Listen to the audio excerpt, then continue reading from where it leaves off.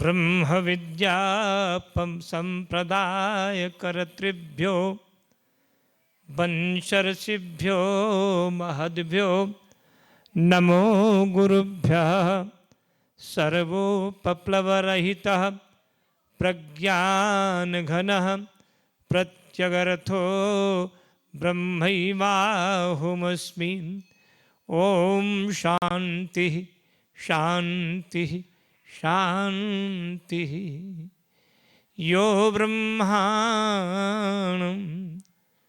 ओम नमो ब्रह्मादिभ्यो ब्रह्म विद्या संप्रदायकर्तृभ्यो वंशर्षिभ्यो महद्भ्यो नमो गुरुभ्यः।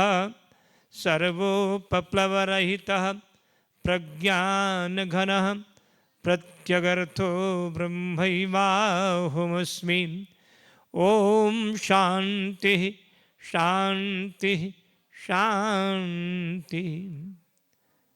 ओम पूर्णमदः पूर्णमिदं पूर्णात् पूर्णमुदच्यते पूर्णस्य पूर्णमादाय पूर्णमेवावशिष्यते। ओम शांति शांति शांति। सानन्दमानन्दवने वसन्तम् आनन्दकन्दं हतपापवृन्दम् वाराणसीनाथमनाथनाथं श्रीविश्वनाथं शरणं प्रपद्ये।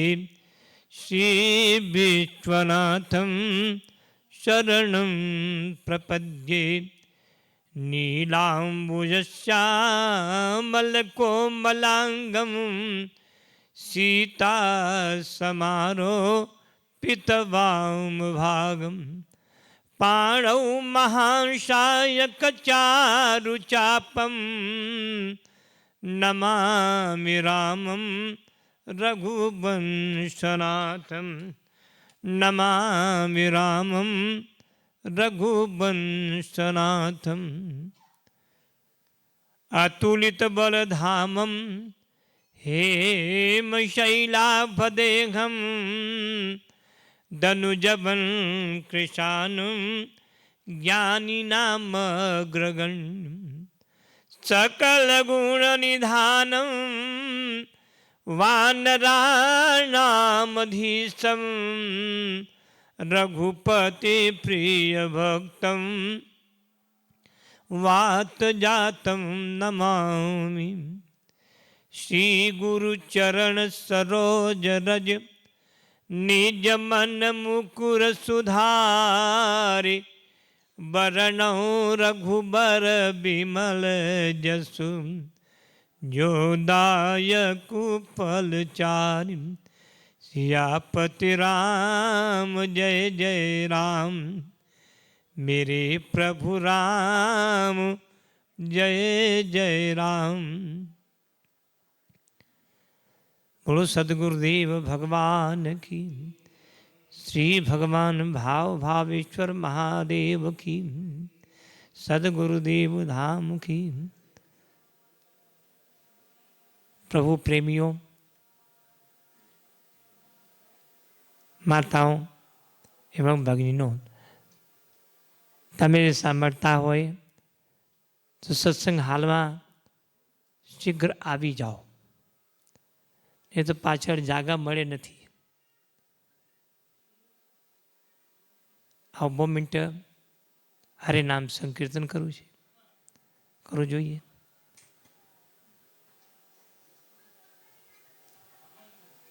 जय जय राधा रमण गिरधारी जय जय. બધા બોલો. जय जय राधा रमण गिरधारी जय जय. गिरिधारी श्याम बनवारी गिरि जय जय राधा रमण गिरधारी, जय जय गिरिधारी श्याम बनवारी, गिरिधार जय जय राधा रमण, जय जय राधा रमण, जय जय ताड़ी बाजो, जय जय राधा रमण, जय जय राधा रमण, जय जय जय हो, जय जय राधा रमण गिरिधारी, जय जय गिरिधारी श्याम बनवारी, गिरि जय जय राधा रमण गिरिधारी, जय जय गिरिधारी श्याम बनवारी, गिरि जय जय राधा राधा राधा, जय जय श्याम श्याम श्याम, जय जय बाबा, जय जय राधा राधा राधा, जय जय श्याम श्याम श्याम, जय जय जय जय राधा राधा राधा, जय जय जय जय श्याम श्याम श्याम। હું બોલું છું રાધા રાધા, તમે બોલો છો શ્યામ શ્યામ શ્યામ। હું જય જય રાધા રાધા રાધા, જય જય जय जय राधा राधा राधा, जय जय जय जय राधा राधा राधा, जय जय जय जय राधा राधा राधा, जय जय श्याम श्याम श्याम की। बोलो बाके बिहारी लाल की। जोर था, जोर सा आवाज अभी। ओम। जैसा कि माजी मेरे दक्षिण भाग में अहिया संतो पधाराय छे, स्वामी नित्यानंद आवવાનું છે। આવી ગયા क्या? हाँ, स्वामी जी આવી ગયા છે। મારા બગલમાં બેસેલા स्वामी करुणानंद सरस्वती, करुणानंद जो नाम કેટલા સારું છે, करुणानंद। करुणायाः आनंद इति करुणानंद। ज्यांच्या पाशी करुणा छे, दया छे, ने करुणानंद। ऐसी स्वामी जी अहिया बगलમાં બેસા હતા। બેસે છે તો બેસું છું तो मैं स्वामी जी से निवेदन करूँगा कि 5-7 मिनट समय लेकर के और हमें भगवान चैतन्यामृत पान करावें, मार्गदर्शन करें। स्वामी करुणानंद सरस्वती जी महाराज। ये दे आप स्वरूपं निजबोधयुक्तं योगीन्द्रमीड्यं भवरोगवैद्यं श्रीमद्गुरुं नित्यमहं नमामि। सद्गुरुनाथ महाराज की जय। मंचस्थ और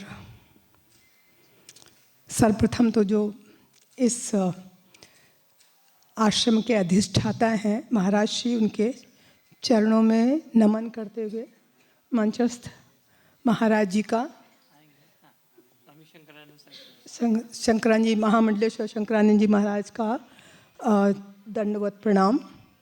और अब आप सभी प्रेमी भक्तों का बड़े प्रेम और सम्मान से हार्दिक स्वागत। मुझे 5-7 मिनट बोलने के लिए कहा गया है। चाहूँगी जो मैंने श्लोक पहले बताया कि गुरु जो है, जो स्वयं आनंद में रहता है और हमको भव रोग से बचाता है, तो वो भव रोग है क्या? भव रोग किसी को नहीं छोड़ता। जो भी इस दुनिया में आया है वो उसकी पकड़ में है ही। एक सिर्फ सिद्ध महात्मा लोग जैसे महाराज जी हो गए, ऐसे लोग ही बच सकते हैं उससे। क्यों? इसका उत्तर देते हुए कबीरदास जी कहते हैं, माया महा ठगनी हम जानी, बोले मधुर बानी, बीच बाजार डोले बोले मधुर बानी। कि ये माया जो है महा ठगनी है और मीठी बाणी बोल के सबको ठगती रहती है। मतलब क्या हुआ इसका? जो भी इस दुनिया में आया है, संसार में आया है, उसको पद चाहिए, पैसा चाहिए, नाम चाहिए, और हम सब लोग यही पाने के लिए जीवन जीते रहते हैं। सच है कि नहीं? वो कहते हैं ये सब माया है। क्यों माया है? क्योंकि ये जो है जितनी चीज़ें हैं, ये मुक्तये ना तू भुक्तये ना तू मुक्तये, ये भोग के लिए तो सही है। मतलब जैसे हम पहले उदाहरण लेते हैं विद्या का, हम बच्चों से भी कहते हैं पढ़ लो भाई, नहीं पढ़ोगे तो करोगे क्या आगे जीवन में, क्या कमाओगे? कहते नहीं कहते हैं? तो सबसे पहले विद्या आती है। तो हम विद्या क्यों पढ़ते हैं? कि हम कुछ पढ़ के काम करेंगे। तो वो जो विद्या है वो कैसी विद्या है? अपरा विद्या है। मतलब क्या अपरा विद्या? कि ये विद्या तुम्हारे काम नहीं आएगी। किस में काम नहीं आएगी? जब तुम पर कठिन समय पड़ेगा। कठिन समय मतलब क्या? जब तुम्हारी मृत्यु सामने आएगी तब ये विद्या काम नहीं आएगी। ये भोग के लिए तो ठीक है, लेकिन मुक्ति के लिए ठीक नहीं है। तो क्या कहना चाह रहे हैं? तो वो बताना ये चाह रहे हैं कि देखो, हम जो सब संसार में आए हैं, हम जीवन यात्रा के लिए, जिसको हम कहते हैं देह यात्रा, जीवन यात्रा अलग है, देह यात्रा अलग है। तो हम सब जिसको जीवन यात्रा कहते हैं उसके लिए कार्य कर रहे हैं, और गुरु हमको समझाता है कि तुम जीवन यात्रा के लिए कार्य करो। कैसे? देह यात्रा मतलब क्या? देह यात्रा मतलब कि ये ऐसे समझिए कि एक गाड़ी है और उसके 6 स्टेशन हैं। मतलब देह यात्रा सबकी एक जैसी होती है। सबका जन्म होता है, सबका बचपन होता है, किशोरावस्था आती है, फिर प्रौढ़ावस्था आती है, फिर वृद्धावस्था आती है, और फिर मृत्यु हो जाती है। कोई ऐसा है जो कह सके कि मैं इतना सामर्थ्यवान हूँ, मेरे पास इतना धन है, मेरे पास इतना पद है, तो मैं बचपन से किशोर नहीं बनूंगा, सीधा नहीं सॉरी, मैं छोटे से मतलब शैशव शिशु से मैं जो हूँ किशोर नहीं बनूंगा, सीधा युवा बन जाऊंगा। कोई कर सकता है? कोई नहीं कर सकता, भले कितना भी सामर्थ्यवान क्यों ना हो। तो इसीलिए कबीरदास जी कहते हैं कि एक सिंहासन बढ़ी चले राजा रंक फकीर। ये एक ऐसा रास्ता है, ये ऐसी एक गाड़ी है जिसमें सबको जाना ही पड़ता है, चाहे वो राजा हो, चाहे फकीर हो, और चाहे कोई मध्यम उसका हो।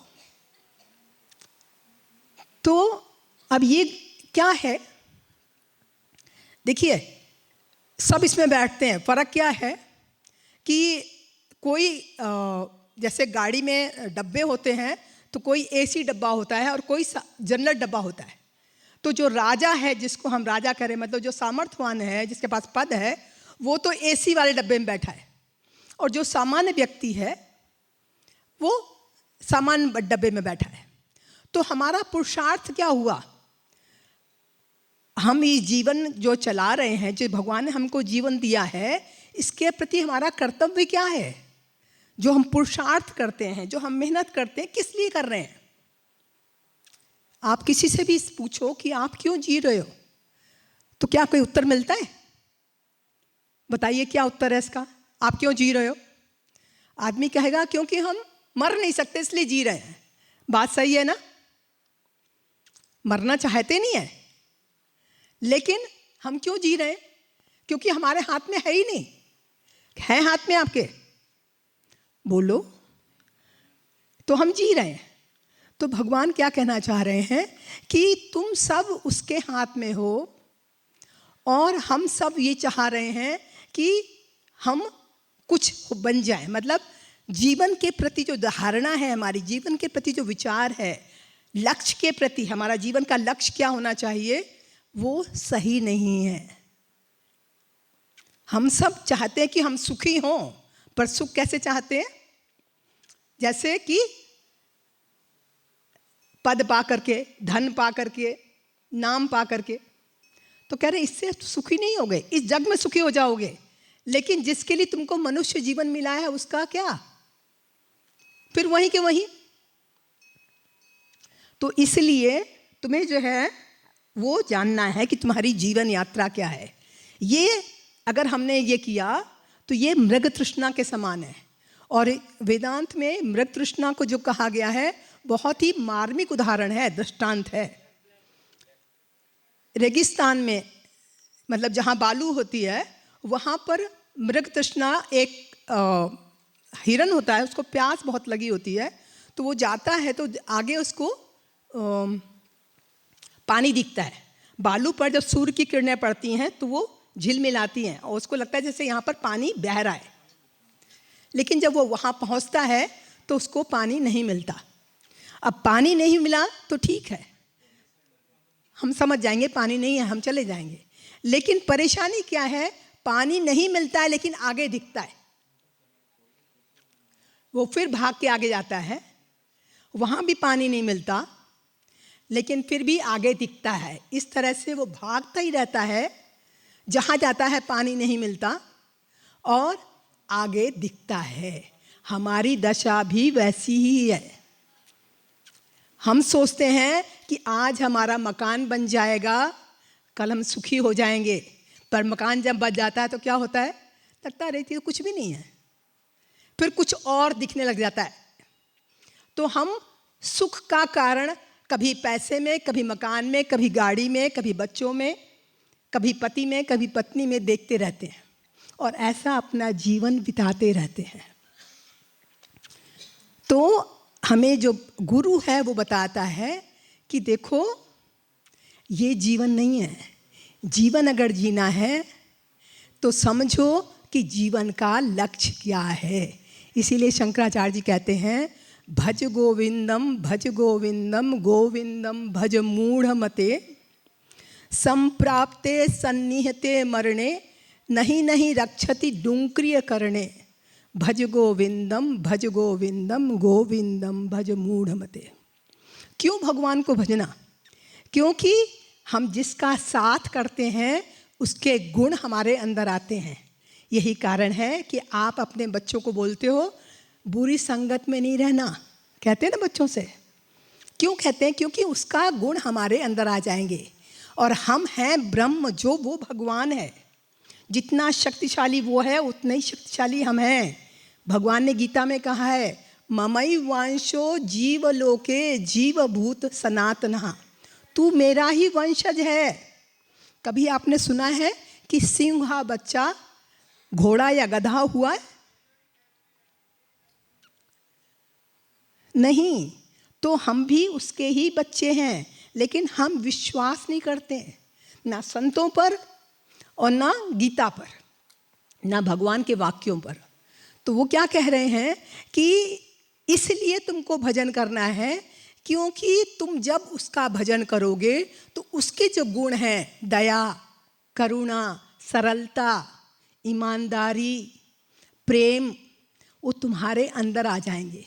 और जब तुम्हारे अंदर ये आएंगे तो तुम भी वही करने लगोगे जो मैं करता हूँ। अभी तो हमने विभाजन कर दिया है, भाग दिया कि नहीं ये मेरा है, ये तेरा है, परंतु वहाँ विभाजन नहीं है। वहाँ सब प्रभु का है, मैं भी प्रभु, तू भी प्रभु। तो इसलिए हमें उसका भजन करना है। तो इसलिए कहते हैं कि अगर हम गुरु को भजेंगे तो हम उस तक पहुंच सकते हैं।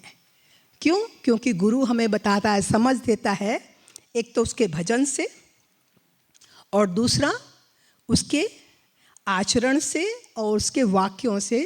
क्या बताता है कि यह देह, हमारी गलती कहाँ होती? 2 ही गलतियां हैं। देखिए, अगर इसमें से आप एक भी समझ जाते हैं तो आपका बेड़ा पार है। वो हमें बताता है कि तुम नित्य हो, मतलब हम नित्य हैं। हम नित्य मतलब आप भी नित्य हो, लेकिन ये शरीर नित्य नहीं है। जो इसमें बोल रहा है, जिससे आप सुन रहे हो, जिस शक्ति से आप देख रहे हो, वो सत्य है। जो ये शरीर है तो मरेगा ही, क्योंकि संसार का है, इसको नष्ट होना ही है। तो हम क्यों फंस जाते हैं? क्योंकि हम जब वो कहते हैं कि तुम नित्य हो, तो हम समझते हैं कि ये शरीर भी नित्य है। फिर इससे जो भी संबंधित चीज़ें हैं, हम उनको भी पकड़ के बैठ जाते हैं। हमको मालूम है दुनिया में कुछ भी रहने वाला नहीं है। मालूम है कि नहीं मालूम है? लेकिन फिर भी चाहते हैं कि भगवान धन आया तो रुका रहे, शादी हुई है, बच्चा हुआ है तो रुका रहे, हमेशा सुखी रहे, मेरा जो शरीर है हमेशा स्वस्थ रहे। क्या संभव है? संभव है? नहीं है। तो गुरु हमको ये सीख देता है कि तुम ये सत्य समझ जाओ कि तुम वो हो, पर ये शरीर वो नहीं है, ये छूटेगा ही। और ये जो दिख रहा है ये भी प्रति क्षण बदल रहा है, तो इसको भी अपना मत मानो। जब समझ हमें आ जाएगी, कैसे? जैसे रस्सी में जो सांप दिखाई पड़ता है ना, कभी देखा है? जो गोधूली बेला होती है, मतलब थोड़ा अंधकार होता है, थोड़ा सा उजाला होता है, उस समय रस्सी अगर ऐसे टेढ़ी मेढ़ी पड़ी हो तो हमें लगता है सांप है, दूर से देखते तो है सांप नहीं, लेकिन उसको सांप समझ करके पसीने छूट जाते हैं, लोग भागने लगते हैं। कोई डंडा लेके भागता है, कोई कुछ और लेके भागता है। पास आके देखते हैं या किसी ने लाइट डाल दी तो लगता है अरे ये तो रस्सी है, कितने पागल थे हम। तो गुरु हमें अपनी समझ से बताता है, अपने ज्ञान से बताता है कि तुम वो हो। अगर इन दोनों बातों में से एक भी हम समझ गए तो हमारा बेड़ा पार है। सद्गुरुनाथ महाराज की जय। कर रही है, उनका मान है ना? अगर बिना मान के भेज दो तो फिर अच्छा नहीं है, सम्मान होना चाहिए। इतनी बढ़िया बात बता रही थी माता जी कि आप जानते तो सब हैं, लेकिन मानते नहीं हैं। जिस दिन आप मान लेंगे सब झंझट छूट जाएगा। सुनाई पड़ रहा है? जोर थी बोलो, सुनाई पड़ी से ना?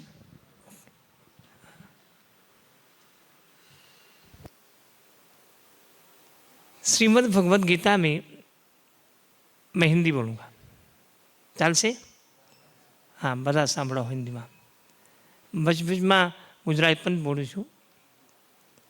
तो भगवान श्री कृष्ण कहते हैं गीता में कि या निशा सर्वभूतानां तस्यां जागर्ति संयमी यस्यां जागर्ति भूतानि सा निशा पश्यतो मुनि।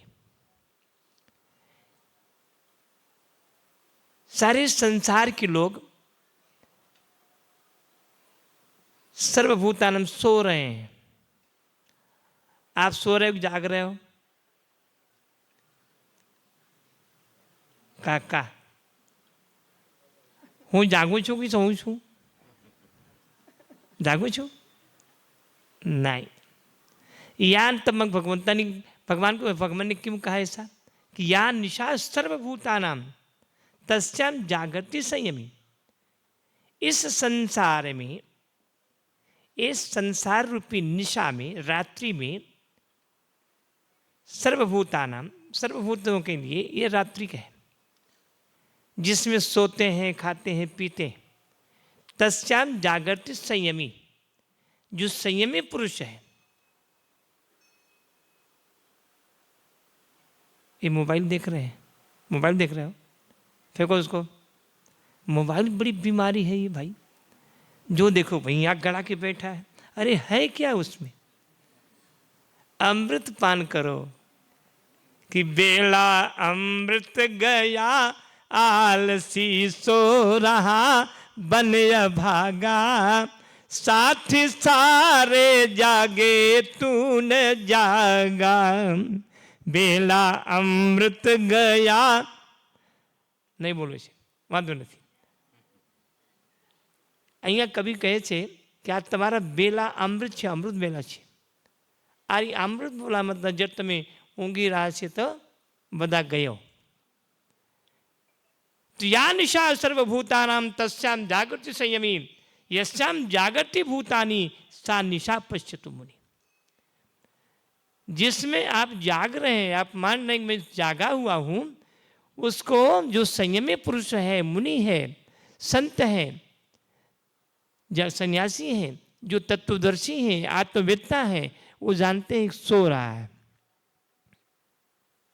रामायण में भी कहा कि मोह निष्ठा सब सोवनिहारा देखिए स्वप्न अनेक प्रकार. इस निशा रूपी संसार में या निशा सर्वभूतान, मोह निशा सब सोवनिहारा.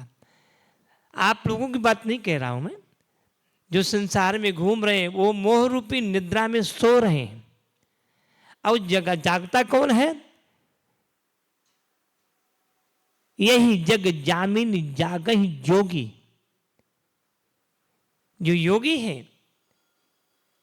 परमार्थमी है, परमार्थ का कार्य करते हैं, वो जाग रहे हैं कि ये ही जग जामिन जागहि जोगी परमार्थी प्रपंच वियोगी. जिनका प्रपंच से वियोग हो चुका है. हमारे सदगुरुदेव की देखो, आप लोगों को लग रहा होगा कि प्रपंच क्या कर रखा है गुरुदेव ने, लेकिन प्रपंचोपवाद,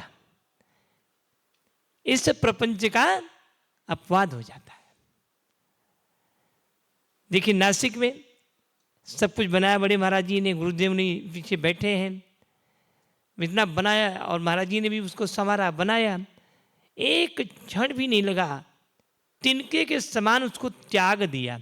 अपि प्राज्यम राज्यम तृणमेव परित्यज्य सहसा.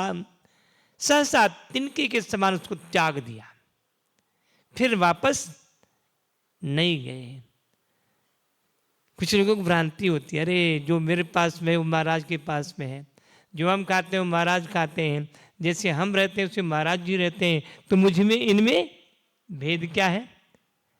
आप लोग नहीं समझते होंगे, लेकिन रोज समझते हैं. ऐसा बोलते हैं कि महाराज हम में और आप में क्या भेद है. तो महाराज ने कहा चिंता मत करो, कभी इसका जवाब दूंगा आपको. एक दिन ऐसा आया कि स्वामी जी बैठे थे ऐसे अपने आश्रम पर, गुरुदेव जैसे बैठते हैं, बैठे थे, इतने में वो आ गया, वो भक्त आया. तो स्वामी जी ने कहा चलो आज घूम के आते हैं. हाँ गुरुदेव चलो, मैं भी चलता हूँ. अब घूमने के लिए चले गए, पैदल ही चलते चलते चलते चलते शाम हो गई. शाम तो वहीं रुक गए. दूसरे दिन सुबह हुआ, सवेरा हुआ, फिर गुरुदेव चल दिए. वो चलते चलते बहुत दूर निकल गए. अब वो तो भक्त ने पैर पकड़ लिया, बोला गुरुदेव मेरी दुकान कौन खोलेगा, मेरे बच्चे को कौन देखेगा, मैं तो मर जाऊंगा, आप मुझे कहाँ ले जा रहे हैं. कहा चल न तू. जब फिर ले गए, फिर वो कहने लगा, कहा ये तेरे सवाल का जवाब है. तू कहता था ना कि मुझ में और आप में क्या अंतर है. हम भी घर गृहस्थी चलाते हैं, आप भी इतने लोगों को पाल पोछ रहे हैं, गाड़ी में घूम रहे हैं, बढ़िया मस्त एसी में रह रहे हैं, ऐसी मन में शंका होती है. तो गुरुदेव ने कहा देख यही तुझ में और मुझ में अंतर है. महाराज श्री ने, हमारे गुरुदेव जी ने पंचवटी, नासिक पंचवटी में जो भक्ति धाम था उसको छोड़ दिया, फिर वापस नहीं गए. फिर भीड़ भंजन महादेव सिद्ध पीठ है, वो हमारे गुरुदेव जी ने, बड़े महाराज ने बनाया उसको भी त्याग दिया. त्यागा ना. यहाँ आकर के झोपड़ी लगा के बैठे, मैं देख रहा था कल कि महाराज जी कैसी झोपड़ी बना करके और उसमें रह रहे हैं. उस झोपड़ी में भी सारी सुविधाएं हैं उनके लिए. देखो आश्चर्यवत पश्चात कश्चित, आश्चर्य के जैसे लोग देखते हैं. बड़े बड़े यहाँ लोग आए,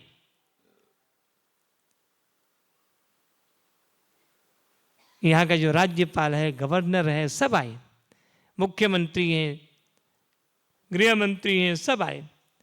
यहाँ तक कि आज जो हमारे प्रधानमंत्री हैं श्री नरेंद्र भाई मोदी जी, वो भी आए गुरुदेव का आश्रम में और गुरुदेव से आशीर्वाद लिए।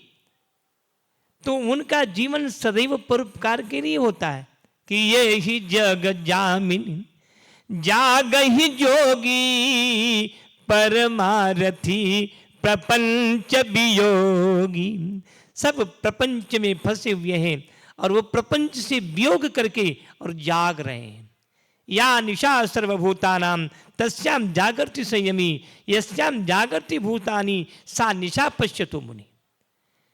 वह संत लोग रात्रि समझते हैं और जिसमें आप सो रहे हैं और जिसमें वो सोते हैं वो आपके लिए दिन होता है। ये उल्टी बात है। जीवाचार्य लक्ष्मण जी ने निषाद को उपदेश कर रहे हैं कि ऐ निषाद कि यही जग जामिन जागहि जोगी परमारथी प्रपंच वियोगी। वो प्रपंच का वियोग करके और सावधान होकर के इस संसार में जग रहे हैं। कहा तो महाराज कैसे हम समझें कि जागा हुआ जीव कि जानिय तबहि जीव जग जागा जब सब विषय विलास विरागा। जब सभी विषयों से वैराग्य हो जाता है तब समझो जीव जगा हुआ है। आप लोग समझ नहीं रहे हो, समझे छे कि गुरुदेव को ही बुलाऊं? ये मैं जो कह रहा हूं आप लोग समझ रहे हो? तो ताली तो एक भी नहीं बजी। अगर आप खुश होते, मैं देखो मेरी कथा जो है ना वो कैसी है, टोचती है। चली जा रही है ये अनमोल श्वासें, बोलोगे कि चली जा रही है ये अनमोल श्वासें, जो कुछ बची है इन्हीं को संभालो। चली जा रही है, श्वास प्रश्वास हमारी चली जा रही है, अब बची क्या है? संत कहते हैं कि चली जा रही है ये अनमोल श्वासें, जो कुछ बची है इन्हीं को संभालो। जितना बचा है उतना तो संभाल लो। लिया जन्म तुमने बड़े कष्ट सहकर, पुकारा प्रभु को तो उल्टे लटक कर। मां के गर्भ में उल्टा लटका हुआ है, नार से बंधा हुआ है और उसको कृमि मांस रुधिर कीड़े काट रहे हैं अंदर। आहा, जब वर्णन आता है महापुराण में, देखिए सुनिए, ऐसा तक इतना दुख होता है उसको। पुकारता है कि हे प्रभु मुझे निकालो, मुझे बाहर निकालो, मुझे श्वास लेने दो, मुझे बहुत कष्ट हो रहा है। कि लिया जन्म तुमने बड़े कष्ट सहकर, पुकारा प्रभु को तो उल्टे लटक कर। बचपन बिताया जवानी संभालो। बचपन तो कैसा भी निकल गया, बाहर आ गए, बचपन संभल गया, लेकिन बचपन बिताया जवानी संभालो, जवानी में संभाल लो। एक बड़ा सुंदर कवि एक भजन गा रहा था कि तुम्हारा बचपन तो निकल गया, जवानी आ गई, जवानी में तो मदान धो करके और घूम रहा है। अब बुढ़ापा आ गया, बुढ़ापा में क्या करें? बुढ़ापा में आंख से दिख नहीं रही है, मोतिया आ गया, चलने की शक्ति नहीं, घुटना दर्द कर रहा है, जोड़ों में दर्द हो रहा है। अब कैसे भजन करें? कहा भजन तो तभी होता है जब जवानी। कि कवि ने कहा अंतिम पंक्ति, अतः योग योग से यो भोग के भोग से वियोग कर। अतः योग योग से और भोग से वियोग कर। राम नाम बचल भजले प्यारे भरी ये जवानी में। जब युवावस्था हो तब भगवान का नाम स्मरण करो, भगवान को भजो, लेकिन होता नहीं है, मदान होकर के घूमता है। तो यहाँ भगवान कह रहे हैं कि या निशा सर्वभूतानाम तस्याम जागृति संयमी। हे अर्जुन, ये सब रात्रि में शयन कर रहे हैं। ये दिन दिन जो है ये रात्रि है। सर्वभूतानाम, सबके लिए रात्रि का समय है। और संयमी पुरुष जो है, जो संत हैं, वैराग्यवान हैं, जो जानते हैं कि सोने में तो जन्म जन्म तुम सोए ही हैं, तो सोना बंद करो और अपने को संवारो, सावधान होकर के सुनो, सावधान होकर के सुनो कि चली जा रही है अनमोल श्वासें, जो कुछ बची है उन्हीं को संभालो, उनको तो संभाल लो। यज्ञ का यहाँ देखिए प्रसंग चल रहा है, क्या सुंदर यज्ञ हो रहा है। हजारों हजारों ब्राह्मण यजमान आहुति डाल रहे हैं, दुर्गा सप्तशती का पाठ हो रहा है, माता के चरणों में आहुति डाल रहे हैं, नमन कर रहे हैं। माँ कौन है? कल मैंने बताया था कि यही सृजन करने वाली है, यही पालन करने वाली है और यही संहार करने वाली है। अगर बचना चाहते हो तो माँ की उपासना करो। नहीं आप बैठे हो तो कम से कम धन से आप सेवा करो, तन से सेवा करो, मन से सेवा करो, लेकिन सेवा करो। आपके धन के 4 हकदार हैं, 4 उसके हिस्सेदार हैं। चत्वारि धनदायादाः धर्म अग्नि नृप तस्कराः तथा ज्येष्ठावमानेन कुप्यन्ति सहोदराः। आपके धन के 4 हकदार हैं, 4 हिस्सेदार हैं। कौन कौन? धर्म, प्रथम धर्म है, दूसरा अग्नि है, तीसरा राजा है और चौथा चोर है, चोर। धर्म अग्नि नृप तस्करा। बहुत माल इकट्ठा किया, धन इकट्ठा किया। आप लोगों की बात नहीं कर रहा हूं, आप सब तो बड़े भक्त लोग हो, भगवान के कार्यों में देखो आप लोग पैसा खर्च कर रहे हो। कि सोई धन धन्यम प्रथम गति जाकी और धन्य पुण्य मति रति सोई पाकी। वही धन धन्य है आपका जो धर्म के मार्ग पर धर्म के लिए खर्च हो रहा है। लोग दबा के रखे हैं, हाँ, गोदरेज का कपाट में भर के रखा है धन को, लेकिन खर्चा तो एक सूम कहता है। और सुना देता हूं, अभी तो मैं 26 तारीख तक आप लोगों को मैं पकाऊंगा, सुनाऊंगा रोज। बोलो भक्त।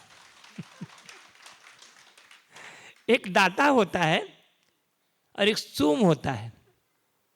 सूम कहता है अपने धन से बड़ा धन मानता, बहुत माल था उसके पास, गोदरेज के कपाट में भर के रखा था, नोटों से, सोने से, चांदी से। तो कहता है कि दाता घर जाती तो कदर हूं न पाती कभी। दाता के घर में अगर जाती तो तेरे को कोई कदर नहीं मिलता। दाता घर जाती तो कदर हूं न पाती कभी, मोरे घर आई तो बधाई गाऊं बावरी।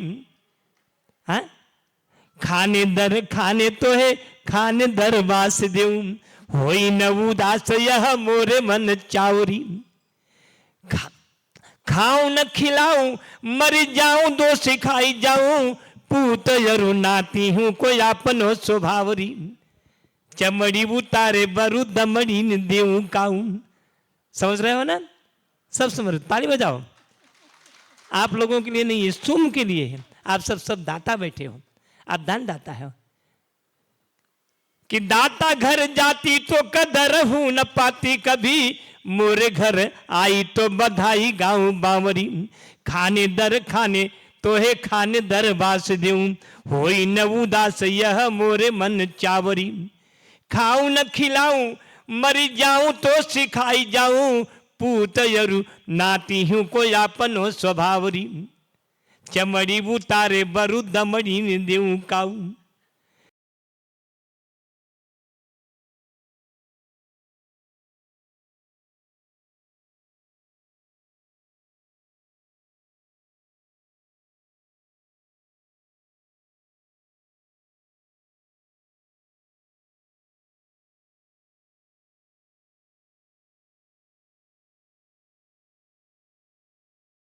दे, लेकिन दमड़ी। आप लोगों की बात नहीं करा, बुरा नहीं मानना, आप सब दानदाता बैठे हो। कि चमड़ी उतारे बरू दमड़ी न देऊ काऊ, सूम कहे माया को तो बैठी गुण गाऊरी। अरे माया, ऐ धन, ऐ वैभव, ऐश्वर्य, तू मेरे गुण गाओ, मैं किसी को दूंगा नहीं, बचा के रखूंगा। दिवाली का दिन होता है, सबके घर में पटाखे ला के बच्चों को दिया गया, मिठाइयाँ खिलाया जा रहा है, लेकिन वो सूम ने जाकर के 1 रुपए का भी सामान नहीं लाया। घर वाली बोलती है, अरे महा पागल हो तुम, इतने सूम, कम से कम बच्चों को मिठाइयाँ तो ला के दो। सब खा रहे हैं, बच्चे मुँह ताक रहे हैं। अरे तुम चुप रहो यार, पागल हो तुम। अरे लाऊंगा मिठाई, खा करके सुबह में संडास कर दें, खत्म। और इतने परिश्रम से मैंने धन कमाया है, मेहनत से हमने इकट्ठा किया है, खाने दर खाने तो है, खाने दर वास्ते दूँ, तिजोरी में भर के रखा है, उसमें से कैसे खर्चा करूं।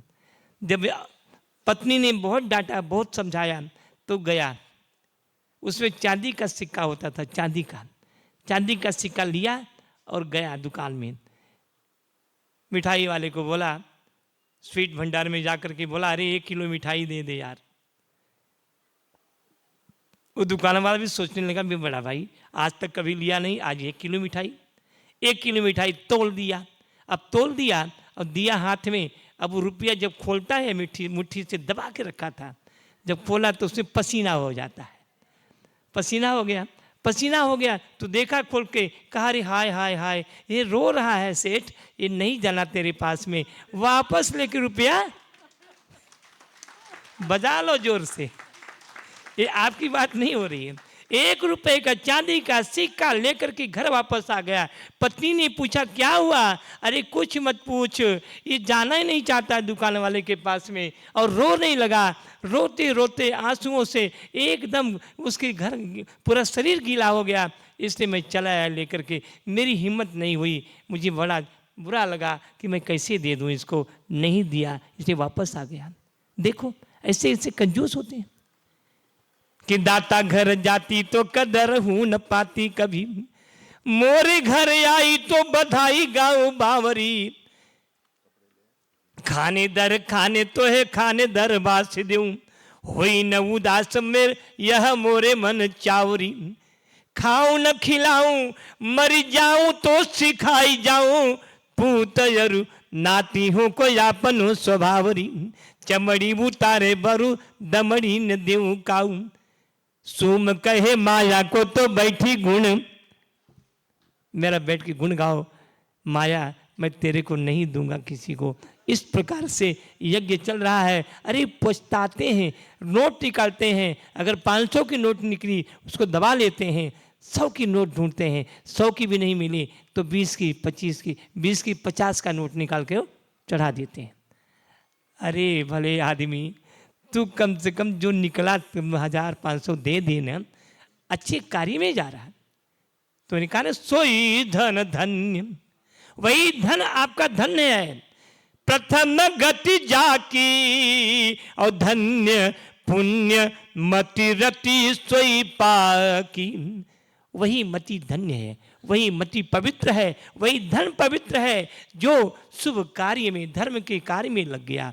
नहीं तो क्या होगा, राजा छापा मार देगा, मारता है ना।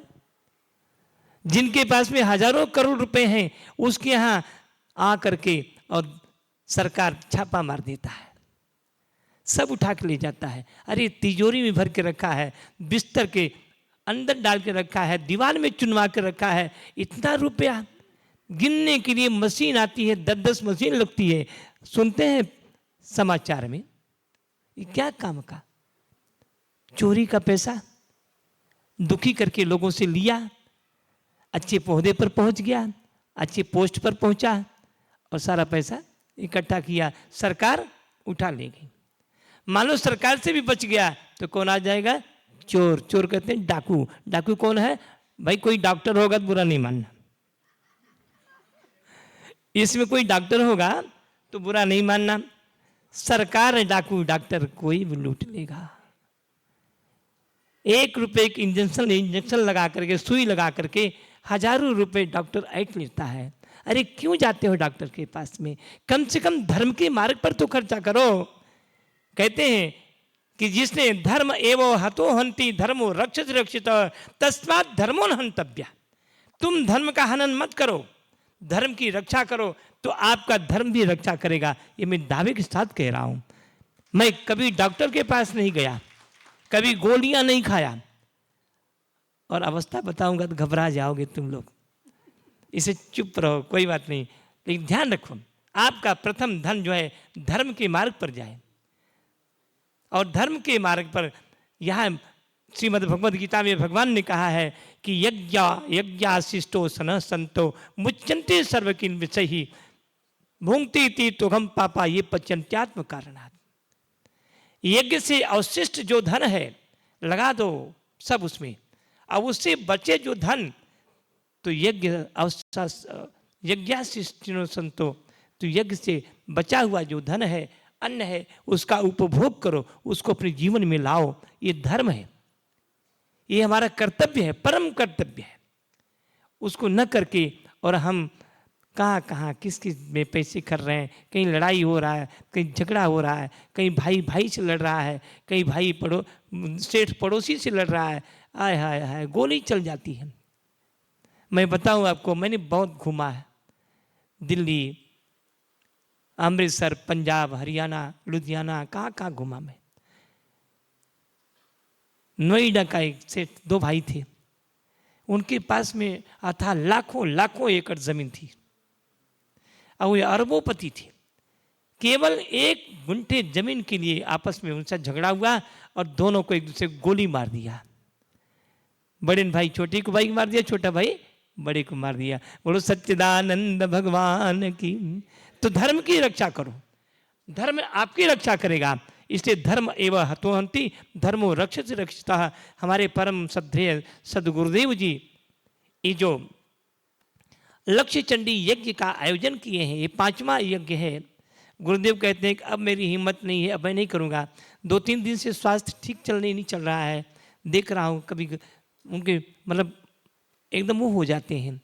ये स्वास्थ्य शरीर है ना, शरीर का नाम ही यही है। तो ऐसे शरीर के अस्वस्थ होते हुए भी गुरुदेव पूरी प्रदक्षिणा लगाते हैं। अस्वस्थ होकर के भी भावेश्वर महादेव के साथ में जितनी भगवान बैठे हुए हैं, जितना मंदिर है, सबका दर्शन करते हैं और रोज का रोज उनका ये नियम है। अब बताओ किसके लिए कर रहे हैं? कि महाजनों एन गत सपन था कि अय मेरे भक्तों, अय मेरे शिष्यों, अय मेरे अनुयायियों, जिस मार्ग से चल करके मैं उस परम तत्व को पाया है, तुम उसी मार्ग से आकर के और उस परम तत्व को प्राप्त करो। ये मेरा तुम लोगों के लिए उपदेश है, ये गुरुदेव उपदेश दे रहे हैं। मैं उनके साथ साथ घूम रहा था, स्वास्थ्य ठीक नहीं है, 10 कदम चलेंगे रुक जाते हैं, लाठी लेके चलते हैं, रुक जाते हैं फिर चलने लगते हैं, रुक जाते हैं फिर चलने लगते हैं। इस अवस्था में भी वो भगवान के दर्शन को नहीं छोड़ते हैं। और उसका स्वरूप क्या है? आप लोगों ने कभी भगवान का दर्शन किया? बोलो हाँ या ना। તમે દર્શન કરું છો? તો બોલો ને હા હું દર્શન કરું છું, રોજ કરું છું। कि नित्य उठे दर्शन साधु के, नित्य उठे उत्तम संग, तुलसी कवन वियोगते, लगत न हरि को रंग। रोज दर्शन करो भगवान का और रोज गुरुदेव का दर्शन करते हो। क्या कारण है कि ये रंग नहीं लग रहा है? कुछ तो कमी है कि नहीं है? जोर से बोलो, किसमें कमी है? जोर से बोलो, मारा में कमी छे। एम संकोच क्यों करो छे तमे? बोलो ना कि हाँ महाराज मारा में कमी छे।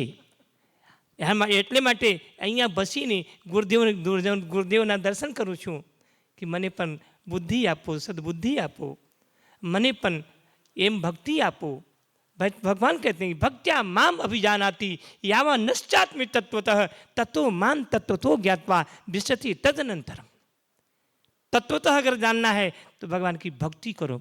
और भगवान क्या कहते हैं कि मम दर्शन, भगवान स्वयं कहते हैं कि मेरे दर्शन का फल क्या है कि मम दर्शन फल परम अनुपा और जीव पाव निज सहज स्वरूपा।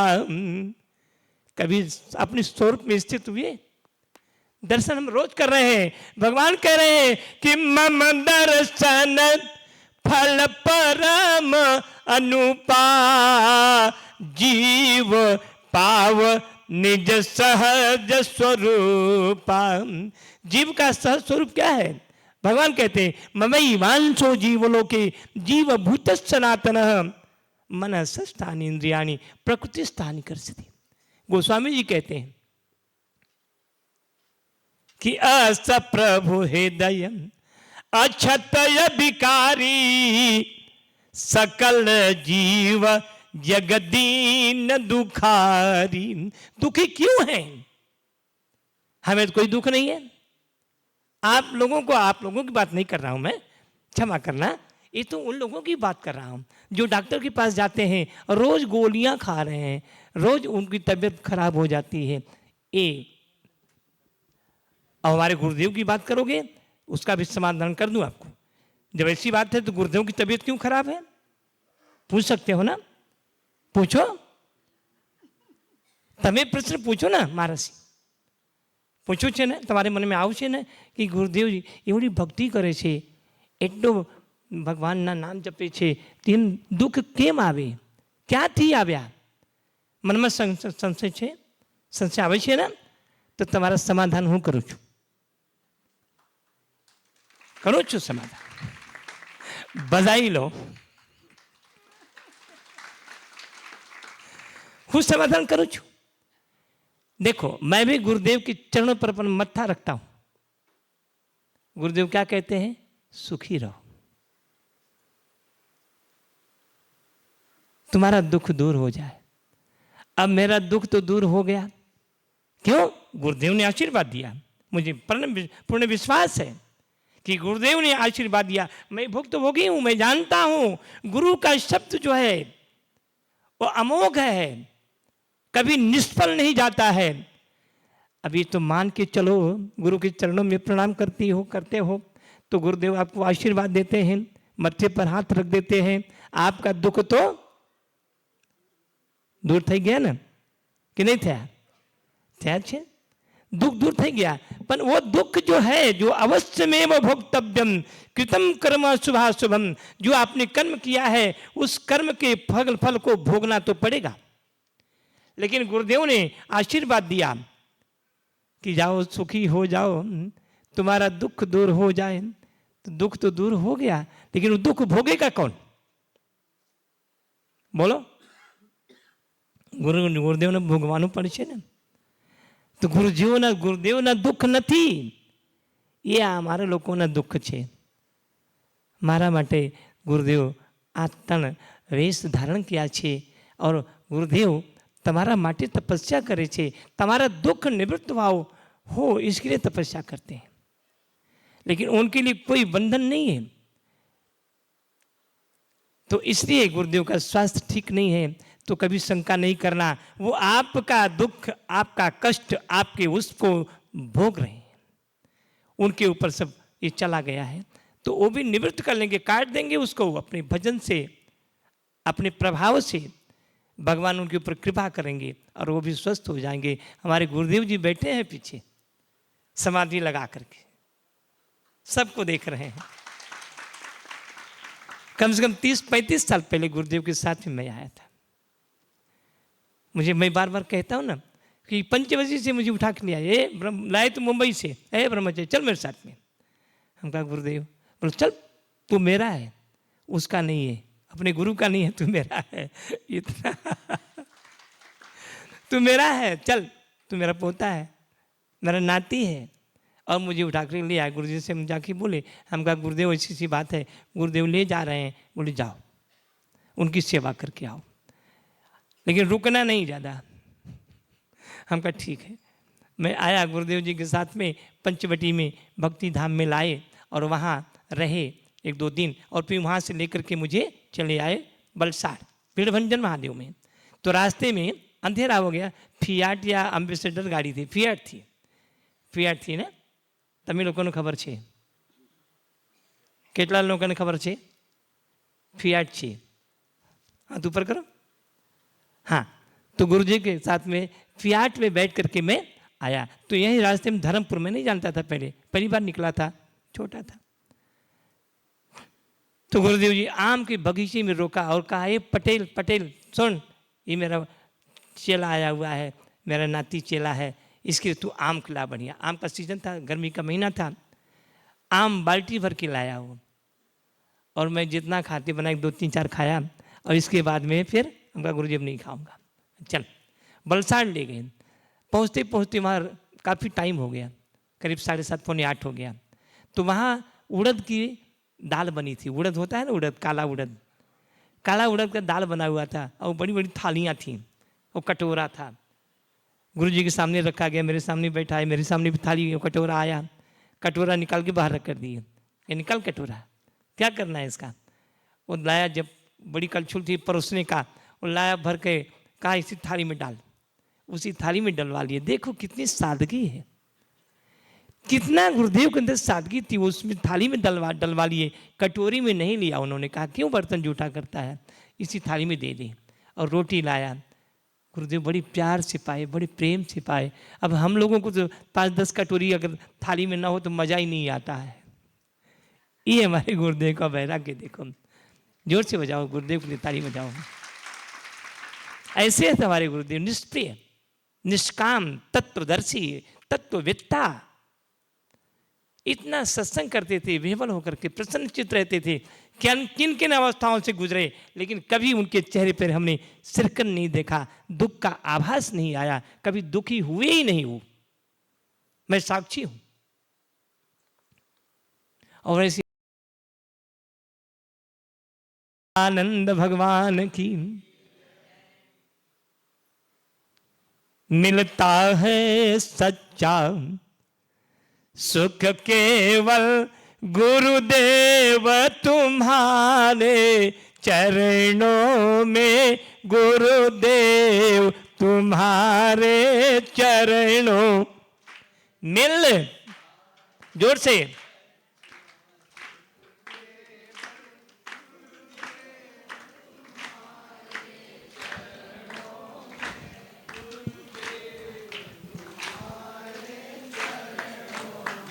તમે આવડતા નથી, ગમતા નથી આ ભજન? સાંભળ્યા ને कभी सुना नहीं? सुने हो ना तो बोलो ना कि मिलता है सच्चा सुख केवल गुरुदेव तुम्हारे चरणों में, गुरुदेव तुम्हारे चरणों में।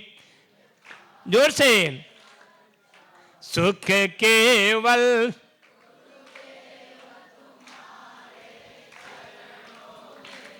गुरु।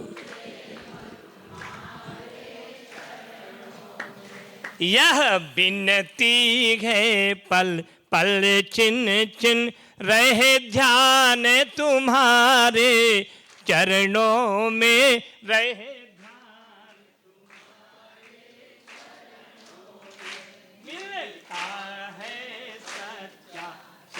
केवल गुरुदेव तुम्हारे चरणों में, गुरुदेव तुम्हारे चरणों में। ओ सद्गुरुदेव भगवान की सत्य सनातन धर्म की, ओ सद्गुरु धाम की। આપણો સમયમાં અમારા મહારાજનો જ ગ્વાલિયર ઘરાનાના શીખેલા અમારા શ્રી મુક્તાન સંસ્કૃત મહાવિદ્યાલયના છાત્ર અનુજ ગંગવાલ, એમના સાથે સંદીપ જોશી, અમારા વિદ્યાલયના જ સ્વામી પ્રકાશાનંદજી જેને સાથે રહે, એ પણ ભોપાલમાં જઈને પખવાજ ધ્રુપદ વાદન જે મુંડેચા લોકો છે એ લોકો સાથે શીખી આવ્યા। અમારા બાબા મુક્તાનંદજીની કૃપા છે, આ ગુરુજનોની કૃપા છે કે સંગીતમાં થોડી રુચિ રાખીએ। એ લોકો તો પોતે જ ગાય છે પણ આપણે સાથીને લઈ આવીએ। एक भजन गा से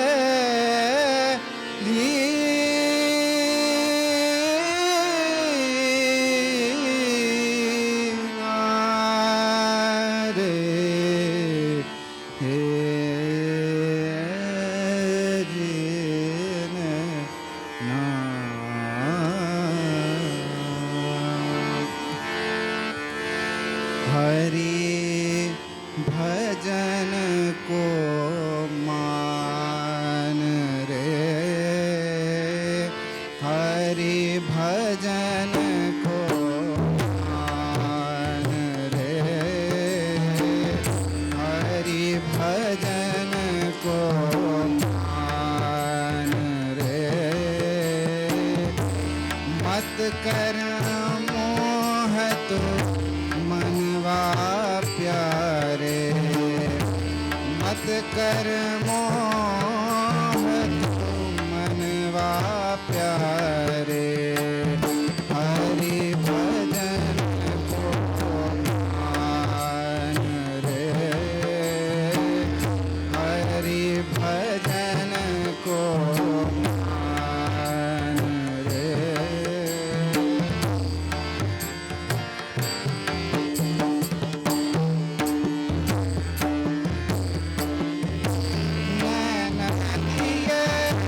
दर्शन करने को नैन दिए, दर्शन करने को नैन दिए, दर्शन करने को नैन दिए,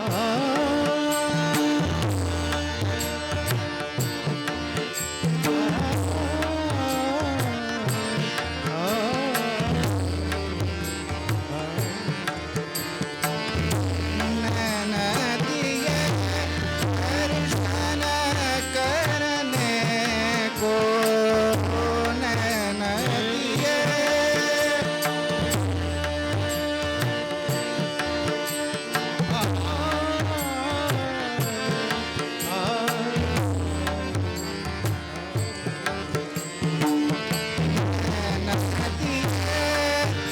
दर्शन करने को नैन दिए,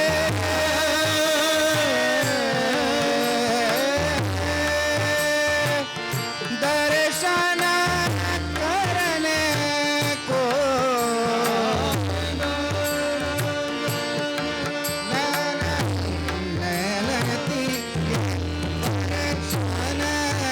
करने को श्रवण दिए सुन ज्ञान रे, श्रवण दिए सुन ज्ञान रे, हरि भजन को मान रे, हरि भजन को मान रे, मत कर मोह तू मनवा प्यारे, मत कर मोह तू मनवा प्यारे, हरि भजन को मान रे, हरि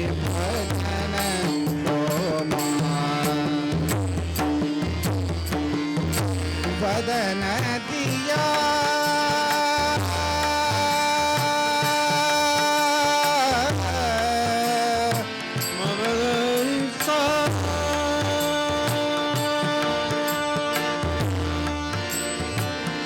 बदन दिया बदन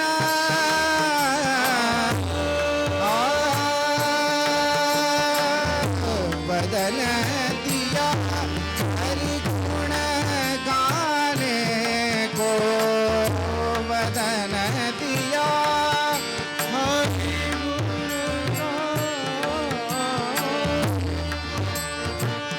बदन दिया हरि गुण गाने हाथ दिए कर दान रे हाथ दिए कर दान रे हरि भजन को मान रे हरि भजन को मान रे मत कर मोह तू मनवा प्यारे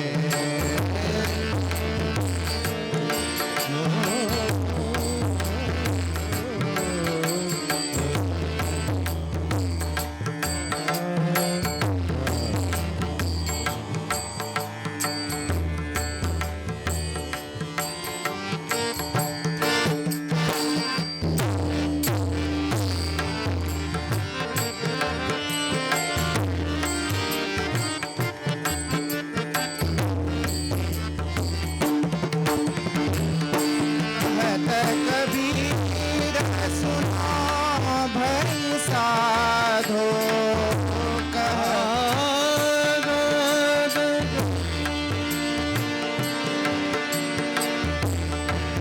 कहत कबीरा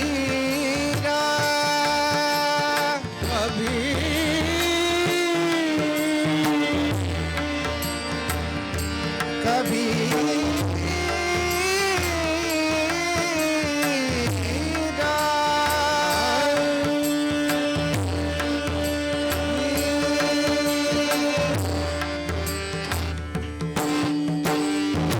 कहत कबीर सुनो भई साधो कहत कबीर सुनो भई साधो कंचन निपजत ध्यान रे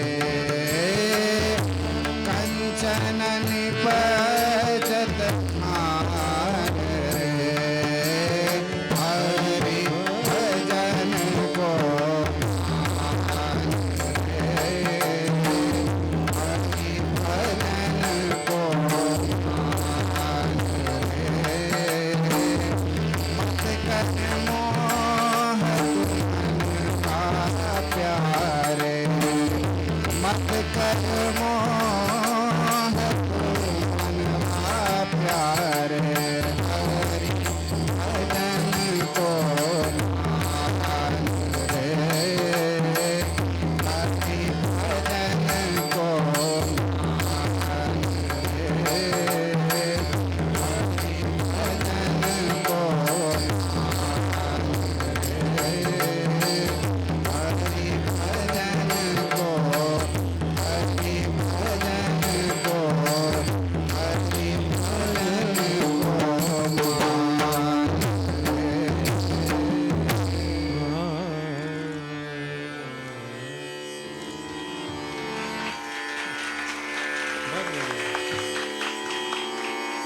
हमारा मूड बिल्कुल ठीक नहीं था, तुमने ठीक कर दिया।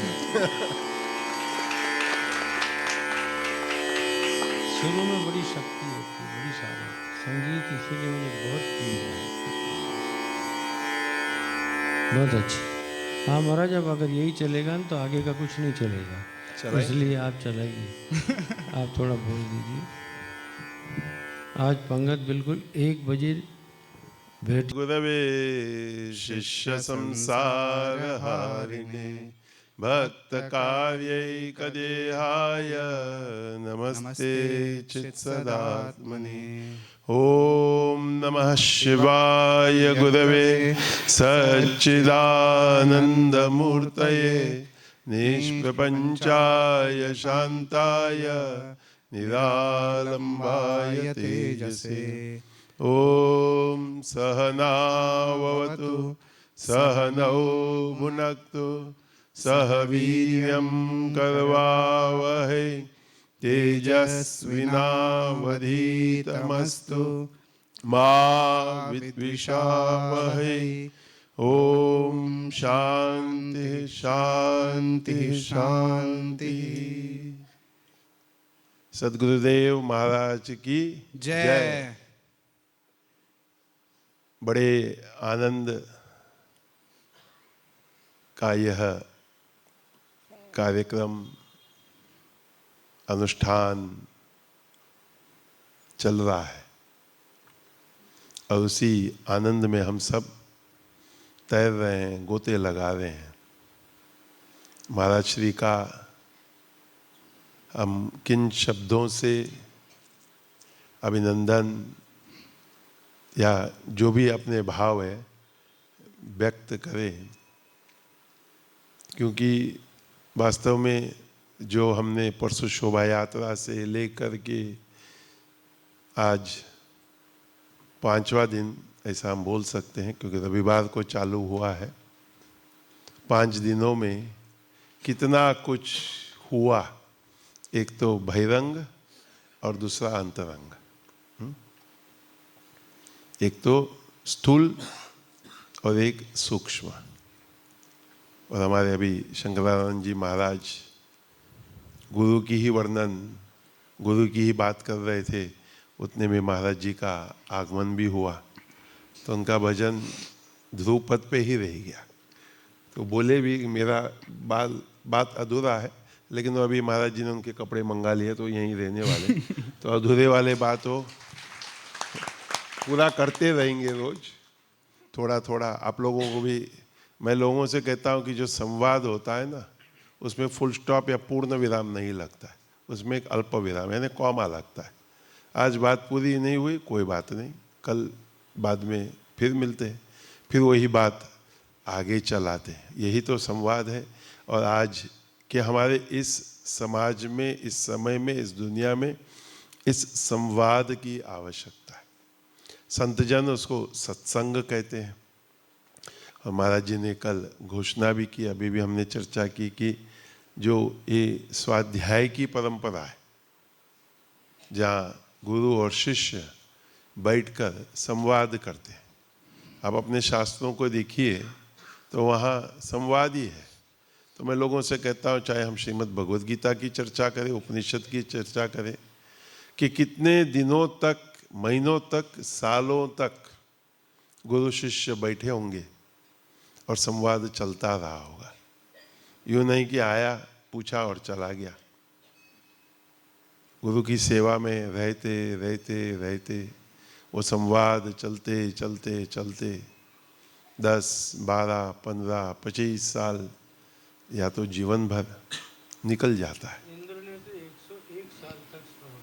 इंद्र ने तो महाराज जी कह रहे 101 साल तक श्रवण किया। हम लोग तो थोड़ा श्रवण करते, अपने को लगता है આવી ગયો બધું। महाराज जी ने कहा તમે રહેવા दो, હું બાકીનું હું કરી લઈશ। आजकल की जो परंपरा हमारे चल पड़ी है ना, कभी अभी हमने गायन किया तो भीमसेन जोशी जी, हमारे पंडित भीमसेन जोशी जी हुए, तो घूमते घूमते घूमते कर्नाटक से कहाँ कहाँ गए। जब अपने यहाँ लौटे तो उनको पता चला कि मेरे गांव के पास ही एक बहुत बड़े संगीत के गुरु हैं, तो उनके पास वो गए। छोटी आयु थी, तो गुरु ने उनसे कहा कि तुम पहले सेवा करो। पहले के गुरु जैसे महाराज जी हैं, कड़क, तो सेवा नहीं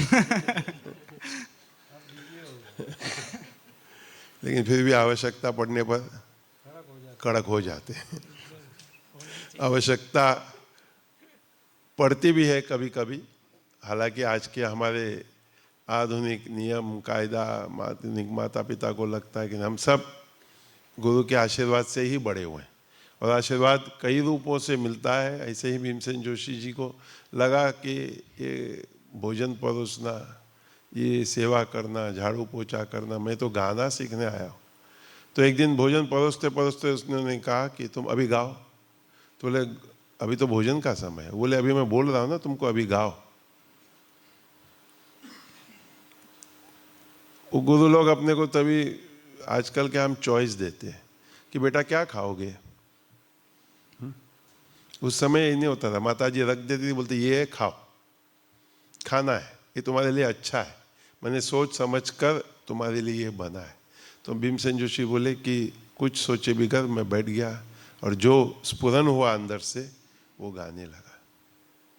क्योंकि तादात्म्य में जोड़ना पड़ता है।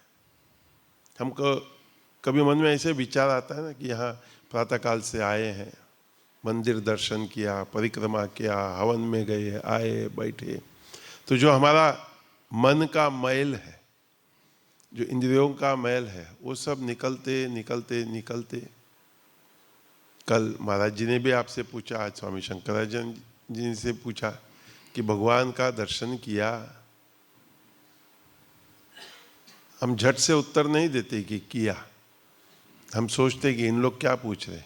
आपको मालूम तो है मैं मंदिर होकर के आया हूँ, किया नहीं किया, एक संशय अपने मन में आता है। वैसे ही एक बिना दृष्टि वाला मंदिर जाता है तो लोग हंसते हैं कि हमको तो दिखता है, हम आते हैं, तुमको तो दिखता नहीं, तुम आते हो। वो कहता है कि जिसको देखना है वो देख रहा है ना। इन्हें प्रभु परमात्मा हम जो गाते हैं ना, नमोस्तुनंताय सहस्त्र मूर्तये सहस्त्र पादाक्ष शिरोभावे, कि कहाँ नहीं है परमात्मा, अनंत उसका रूप, और हम सब उसी के तो स्वरूप है ना। गुरुदेव हमको क्या दीक्षा देते हैं, अहम ब्रह्मास्मि जीवो ब्रह्मैव नापरा, कि हम है क्या। हम जो सत्संग स्वाध्याय करते हैं, अपरोक्ष अनुभूति में आदि शंकराचार्य जी हमको कहते हैं कि ऐसा विचार करो, ऐसा प्रश्न करो, कोहम कतमिदम जातम को वै कर्तास्य विद्यते उपादानम किमस्ति यह स्वयं विचार दृश्य। विचार करना है, विचार तो चलता है, मन में कुछ ना कुछ चलता है, मैं कौन हूं। तो अधिकांश हम बोलते हैं कि मेरा ये नाम है, मैं इस गांव का हूं, मैं ये धंधा करता हूं, लेकिन वो सब हमको पता है कि पहले नहीं था, अभी है, और जब जाएंगे वो अपने साथ जाएगा नहीं। तो शास्त्र चिंतन से हमको ये समझ आता है कि ये सब फिर असत्य है। असत्य इसलिए क्योंकि वो मेरे साथ जाएगा नहीं, था नहीं, अभी है, आगे नहीं होगा। तो फिर मैं कौन हूं। तो विचार करते, सत्संग करते, गुरु का सानिध्य में रहते रहते रहते थोड़ा सा समझ आता है कभी कभी। हालांकि महाराज जी ने कहा कि मेरे यहाँ मैली चादर ओढ़ के आया हूं, ये भजन गाना ही नहीं कभी। क्योंकि जब इस द्वार के अंदर आ गए हो ना, सफाई हो गई है, हो चुकी है, शुद्धता पवित्रता हो चुकी है। शोभा यात्रा के दिन भी अगर आपको याद है तो उन्होंने कहा तुम आओ मन दिल सब खोल कर, तो तुमको आशीर्वाद प्राप्त हो जाएगा। शंकरानंद जी महाराज भी वही आपको समझा रहे थे ना। उदारता देखो आप, विशाल मन विशाल हृदय, हमारे दादा गुरु जी कहते थे कि हमको भी ऐसे ही बनना है। अपने को जिसके संगति में हम जो रहते हैं, जिसके साथ रहते हैं, आज गुरुवार है और हम सब शिष्य मानते हो कि नहीं अपने आप को, या भक्त तो मानते हो ना कम से कम। सदगुरु के हम शिष्य हैं, भक्त हैं, अनुयायी हैं, जो भी शब्द आप वापरते हैं, कम से कम आते आते आते कुछ ग्रहण कर लेना, अपने को कुछ समझ लेना है। क्यों? क्योंकि जैसे आपने अभी सुना कि भक्त कार्यैक देहाय नमस्ते चित्त सदात्मने, शरीर धारण किया है उस महापुरुष ने हमारे उद्धार के लिए, भक्तों के उद्धार के लिए। वो स्वतः तो उस चैतन्य आत्मा में मस्त है, उस चिंतन में, उस अनुभव में मस्त है, परंतु हमारे साथ रहते हमको भी वही ले जाते। पुराने महात्मा को आप देखोगे तो कुछ भी हुआ तो बोलेंगे नारायण बेटा नारायण, हरि हरि। उनके मुखारविंद से, पुराने महात्माओं के मुखारविंद से कभी और कुछ सुना ही नहीं। सुबह उठेंगे, हम अभी बात कर रहे थे, हमारे एक बड़े महाराज जी ब्रह्मानंद जी हुए, कुछ समय उनके साथ एक ही कमरे में रहा मैं यहाँ शांति मंदिर मगोद में, जब हमारे पास छोटा सा ही कुटिया था। तो उठ जाते थे, उम्र कम थी तो उठाते थे, कैसे ये उठ, ऐसा नहीं बोलते थे। उनका धीरे धीरे जैसे सूर्य उदय होता है ना, ऐसे नारायण नारायण नारायण, थोड़ा थोड़ा वॉल्यूम बढ़ता था। तो अपने को समझ जाना है कि मैं उठ गया हूं, अभी तुम भी उठ जाओ। कईयों से मैं कहता हूं कि हमको लगता है कि गुरु हमको बिठाकर ही उपदेश देंगे, कक्षा चलेगी या स्वाध्याय चलेगा, परंतु उनके साथ रहते रहते रहते भी बहुत कुछ सीखने को मिलता है, बहुत कुछ समझने को मिलता है। उतनी सूक्ष्मता, उतनी समझ, उतनी बुद्धि हम में होना चाहिए। अगर हम अपने आप को, जैसे उन्होंने कहा कि गड्ढा खाली है, यानी मन हृदय खाली है, तो हम कितना कुछ भर के ले जाएंगे। प्रसाद लेते हैं तो हम ऐसे लें। आप अमृतसर जाओ, स्वर्ण मंदिर गोल्डन टेम्पल में, तो उन लोग आपका हाथ ऐसा होगा तो ही प्रसाद देंगे, ऐसा होगा तो बोलेंगे नहीं कि ऐसा करो। दोनों हाथ दो तब जाकर प्रसाद देंगे। क्यों? वो चाहते हैं कि गुरु से जब आप आशीर्वाद ले रहे हो, लो ना, वो देना चाहते हैं। एक बार एक राजा कहीं खो गया जंगल में, तो कहीं किसी की कुटिया में रहा, रात निकाला। सुबह निकलते निकलते बोला कि तुमको कब कुछ चाहिए होगा तो आ जाना मेरे पास। तो कुछ सालों के बाद वो आदमी पहुंच गया। बोले राजा को बोलो कि एक रात वो हमारे यहाँ कुटिया में निकाले थे, वो बोले थे कि कुछ चाहिए होगा तो आ जाना।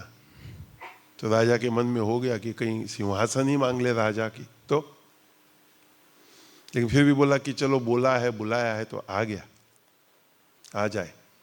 तो व्यक्ति आ जाता है उनके सामने, बोलता महाराज 2 एकड़ जमीन दे दो। महाराज राजा के पास बोलता है 2 एकड़। महाराज ने कहा कि बहुत अच्छी बात है बेटा, मैं तेरे को 100 एकड़ देता हूँ। कि उनका जो चिंता था ना कि कहीं सिंहासन ही मांग ले, सिंहासन तो मांगा ही नहीं, 2 एकड़ मांगा। तो उन्होंने कहा 2 एकड़ क्या, मैं तेरे को 100 देता हूँ। ऐसे हम भी सदगुरु के पास आते हैं, महापुरुष के पास आते हैं, हम भी अपनी छोटी छोटी छोटी समस्याओं को लेकर के आते हैं। और वो कैसे हैं? आनंद मानंद करम प्रसन्नम ज्ञान स्वरूपम निजबोध युक्तम योगिंद्र मीडियम भवरोग वैद्यम श्रीमद गुरु नित्यम अहम नमामि। उनके पास आनंद आनंद आनंद, और प्रसन्न हो गए तो देते रहेंगे। और हम अनुभव भी करते हैं अपने जीवन में ना। और हमको अपने स्वरूप का जो कोहम कथम इदम का जो मैंने बोला ना कि मैं कौन हूँ, कहाँ से आया हूँ, क्या करना है, कहाँ जाना है, कैसे बना है, ये सब का वो ज्ञान करा देंगे, बोध करा देंगे। और हमारा जो भवसागर का जो रोग है, जो बीमारी है, अभी आपको शंकरानंद जी महाराज कह रहे थे ना, हम डॉक्टर के पास जाके 1000 रुपया देंगे, 10,000 रुपया देंगे, लेकिन महापुरुष के पास आके हम, महाराज ने भी एक बार कहा था, आरती की थाली जब आती है तो हम छोटे से छोटा नोट ढूंढते कि ज़्यादा ना चले जाए। और फिर उसी महाराज से, उसी पंडित से, उसी भगवान से हम कहते कि करोड़ों का आशीर्वाद दो। अगर हम बैंक से लोन भी लेते ना, EMI आप लगाओ ना, करोड़ों का कितना होता, हम उतना भी नहीं देते। हम सोचते महाराज जी તમારા પાસે તો બધું જ છે, તમારે શું જોઈએ છે, હું શું આપું, મારા પાસે તો કશું જ નથી। किस तरह का व्यवहार हम सदगुरु से, भगवान से करते हैं, ये हमको विचार करना है। तो मैं कभी भी अपने महापुरुषों के बारे में सोचता हूँ तो मैं सोचता हूँ कि उनका आश्रम, उनका मंदिर, उनका स्थान खुला होता है। जब हम चाहे जाके उनका दर्शन करें, उनके सानिध्य को प्राप्त करें, उनके उस स्पंदन में, उस वाइब्रेशन में हम रहे, और उस स्पंदन में कितना कुछ हो जाता है अगर हम समझ सके तो। बस उतना ही अपने को करना है। आजकल ये बहुत सारे विभिन्न थेरेपियां चली हैं। संत जन ये थेरेपी बहुत पहले से करते आए। ये हवन, ऊपर पाठ पूजा, सत्संग, ये सब थेरेपी तो है ना। भले हम उस शब्द का उपयोग नहीं करते हैं क्योंकि हम केवल एक स्थूल रूप पर नहीं परंतु बहुत गहन स्तर पर उसका असर होता है। अज्ञानतिमिरान्धस्य ज्ञानाञ्जनशलाकया चक्षुरुन्मीलितं येन तस्मै श्री गुरवे नमः। सुरमा लगाते हैं, काजल लगाते हैं, तो सद्गुरु उस अज्ञान को दूर करने के लिए, उस अंधकार को दूर करने के लिए ज्ञान का सुरमा या काजल लगाते हैं। शास्त्र कहता है दृष्टिम ज्ञानमयम कृत्वा पश्येद ब्रह्ममयम जगत। बस इस दृष्टि को बदलना है। जल्दी बदलती नहीं है। मैं लोगों से कई बार कहता हूँ आप ये मत सोचना सदगुरु के पास आया प्रणाम किया दृष्टि बदल जाएगी। कईयों को एक कभी डर होता है। हम बच्चों को जल्दी नहीं लाते हैं महापुरुष के पास क्योंकि एक भय होता है कहीं ये साधु ना बन जाए। जिसे यहाँ विद्यालय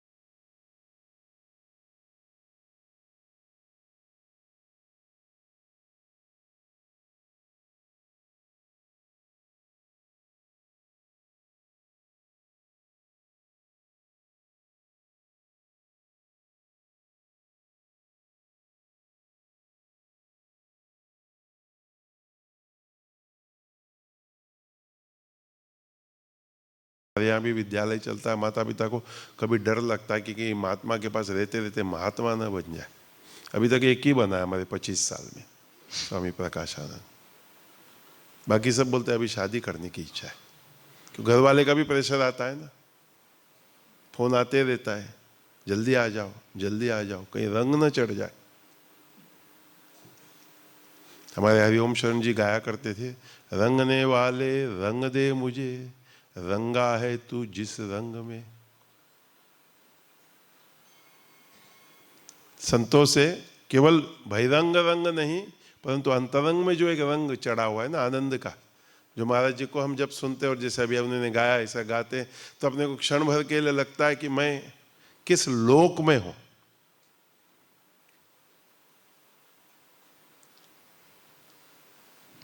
सोचते हो कि नहीं कभी ऐसा?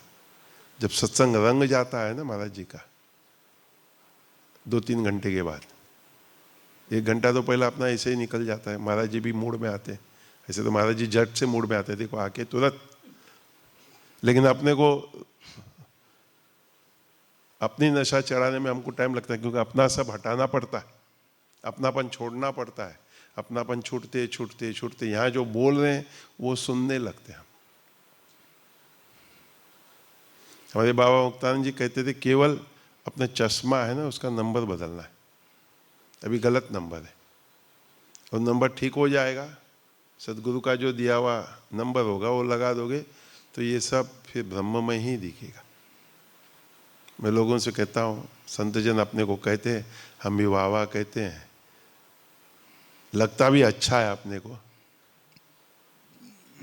बस वहीं पर बात समाप्त हो जाती है। अब ताली काय को बजाए?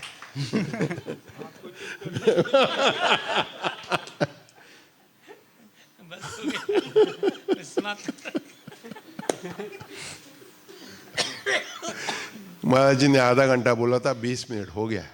अब 10 मिनट में भोजन है। खूब ज आनंद વાત છે।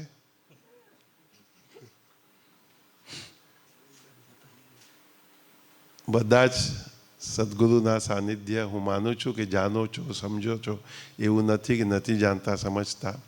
ને તો તે દિવસે એટલા ચાલીને અને જે બહેનો ચાલતા 3 દરવાજાથી અહીંયા સુધી આવ્યા, એ તો 5 દિવસથી હું વિચાર કરું છું। અમે તો છતાંય ઘોડાગાડી ઉપર આવ્યા, ગાડીમાં આવ્યા, પરંતુ એ લોકો ચાલતા ચાલતા ચાલતા ગરમીમાં પાણી પીધું હશે, નહીં પીધું હશે ખબર નહીં, परंतु जो श्रद्धा, जो भावना, जो भक्ति, कुंभ मेले में जाना या ऐसे स्थानों पर आना, ये सब देखना, तो मेरा मन गदगद होता है कि ये है भक्ति, ये है श्रद्धा। तो ये भावना अगर हम सबके हृदय में, मन में आ जाए, क्योंकि हजारों में कुछ को ऐसी भावना आई कि टेम्पो में नहीं चढ़ना है, गाड़ी में नहीं जाना है, वहाँ से चले हैं आश्रम तक चलते हुए जाना है, भले हमारा गति बढ़ा दे, हम पहुँच जाएंगे, पहुँच जाएंगे, पहुँच गए। और जब तक हम सब आए तो सब मुझे लगता आ गए थे। महाराज जी ने कहा था सब आ जाएंगे। फिर महाराज जी की भी उदारता देखो, खाली कुर्सियाँ हटवा दी, तो आप इतने चल के आए तो आप भी आ जाओ पास। तो सदगुरु के बारे में मैं मानता हूँ कि हम सुनते रहे, हमारे सभी शास्त्रों में, कविताओं में, जहाँ पर भी आप देखो तो गुरु का गुणगान किया गया है।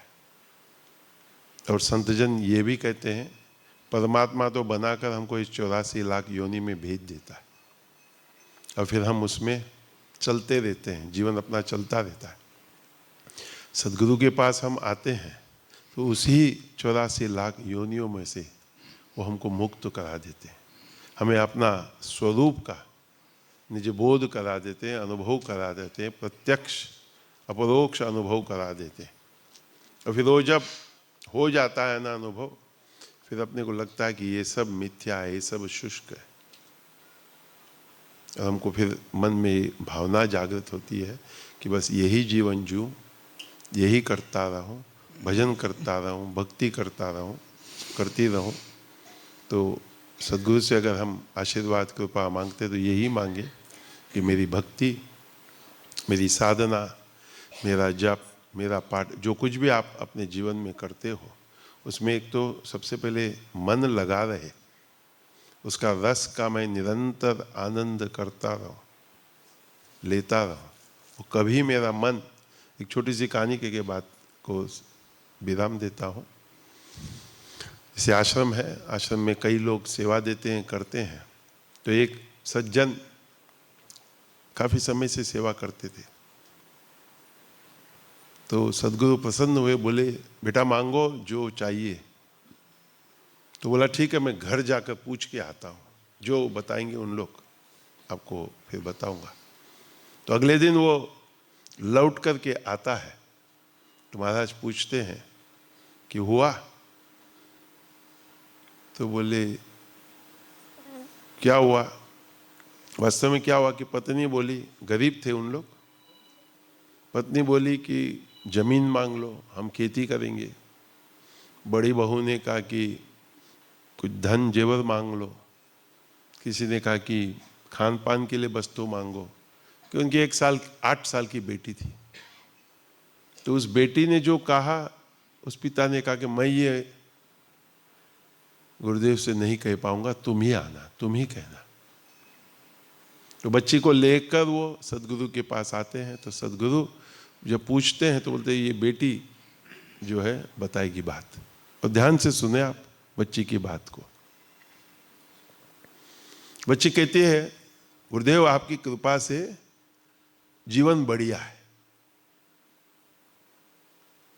आप सोचिए, गरीब घर के, कभी खाने की तकलीफ, कभी जो भी वो तकलीफ होती होगी, हम कल्पना कर सकते हैं केवल। बोले आपकी कृपा से सब कुछ बढ़िया है, बस आप इतना ही आशीर्वाद दो कि कभी यदि कठिनाई जीवन में आई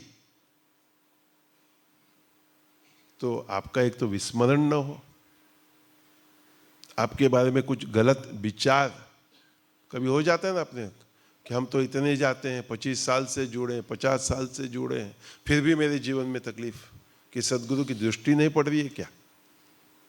तो बच्ची कहती है कि महाराज कि ऐसा कभी भावना, ऐसा कभी विचार मन में हमारे परिवार में न आए, बस इतना ही आशीर्वाद आप दो। आप सोचिए, विचार कीजिए, एक 8 साल की बच्ची सदगुरु से क्या प्रार्थना कर रही है कि ऐसी कृपा, ऐसी आशीर्वाद कि मन निरंतर आपसे जुड़ा रहे, कोई भी गलत भाव विचार मन में न आए, तो बस एक कृतज्ञता की भाव, एक शरणागति की भाव, जो भी आप सोचो समझो। तो ये सारी बातें सोचता हूँ और सोचता हूँ कि ऐसी भावना हमारे में भी हो कि जब हम साष्टांग दंडवत प्रणाम करें। मैं लोगों से यही कहता हूँ कि कभी भी हम सदगुरु के पास आए तो साष्टांग दंडवत दूर से करो। महाराज जी कहते कि दूर से करो, और दूर से आप क्षण भर उस भूमि को प्रणाम करो, प्रार्थना करो, जो कुछ भी है। और जब आप घर से निकलो, इस तरफ आओ, वहीं से अपना विचार चालू करो, भावनाएं को प्रकट करो, व्यक्त करो। भगवान के सामने जाओ तभी भी व्यक्त करो, प्रकट करो। बोलने की कोई आवश्यकता नहीं, उन्हीं की कृपा आशीर्वाद से। वो बच्ची कहती है ऐसा हम भी यही प्रार्थना करें कि हे सदगुरु, आपके साथ का जो हमारा संबंध है, हमारा जो भी भावना है वो बनी रहे, यही हम प्रार्थना करते हैं। मेरे अपने जीवन में भी महाराज जी के उपस्थिति से मैं जो एक सुख, आनंद, शांति का अनुभव करता हूँ वो तो मैं जानता हूँ, और वो प्रेम, वो आशीर्वाद, वो कृपा हमेशा ही हम सभी के जीवन में बना रहे, यही प्रार्थना करता हूँ। इतना ही कहते अपने वाणी को विराम देता हूँ। हरिओम तत्सत, हरिओम तत्सत।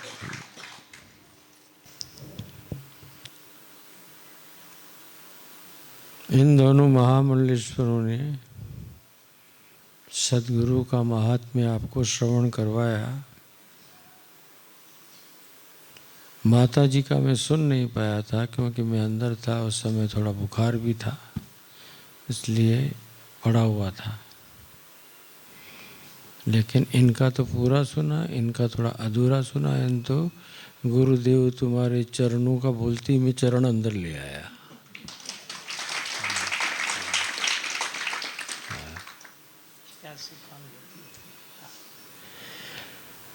अब गुरु की बात आती है ना, तो फिर मैं भी चुप नहीं रह पाता हूँ।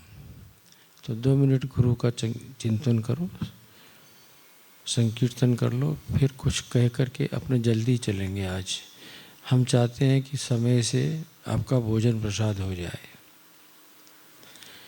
भजरे मनवा गुरु चरणम, भजरे शरणं, भजरे मनवा गुरु चरणम, भजरे भजरे मनवा गुरुचरणं। दुस्तर भव सागर तरणम, दुस्तर भवसागरतरणं, दुस्तर भव सागर तरणम, दुस्तर भवसागरतरणं। भजरे मनवा गुरु चरणम, भजरे भजरे मनवा गुरुचरणं। रट रे मनवा गुरु चरणम, रट रे मनवा गुरुचरणं। दुस्तर भव सागर तरणं दुस्तर भवसागर तरणं दुस्तर भव सागर तरणं दुस्तर भवसागर तरणं जप रे मनवा गुरुचरणं जप रे मनवा गुरुचरणं जप रे मनवा गुरुचरणं जप रे मनवा गुरुचरणं दुस्तर भव सागर तरणं दुस्तर भवसागर तरणं दुस्तर भव सागर तरणं दुस्तर भवसागर तरणं स्मर रे मनवा गुरुचरणं स्मर रे मनवा गुरुचरणं स्मर रे मनवा गुरुचरणं स्मर रे मनवा गुरुचरणं दुस्तर भव सागर तरणं दुस्तर भवसागर तरणं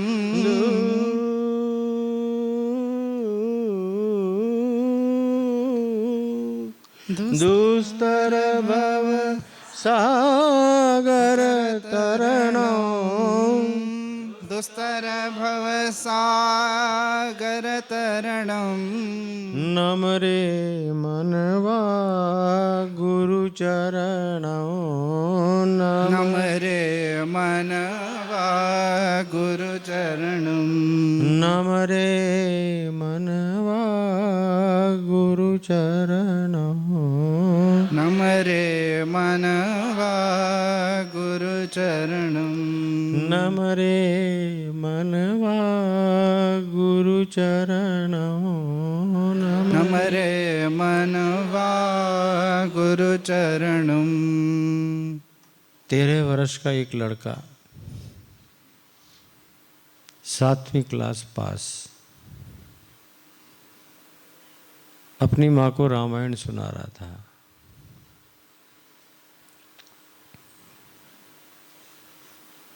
एक संत आ गए, उन्होंने आकर के और मेरी माता को संदेश दिया, मैं आपके लड़के को लेने को आया हूँ। मैं अयोध्या कांड सुना रहा था उस समय, राम की वन यात्रा।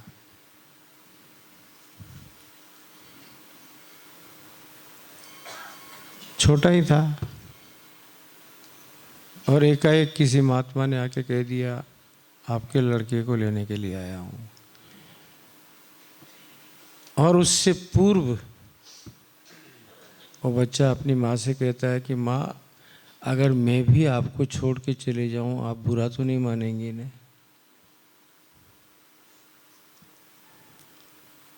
माँ डांटती है, चुप रहो, ऐसी बात क्यों करते हो?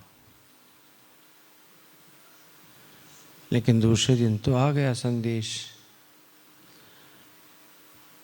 वो लड़का और कोई नहीं था, स्वामी विद्यानंद सरस्वती था।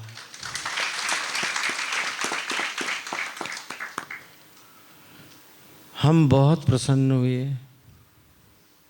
कि गुरुदेव ने याद किया, मुझे बुलाया।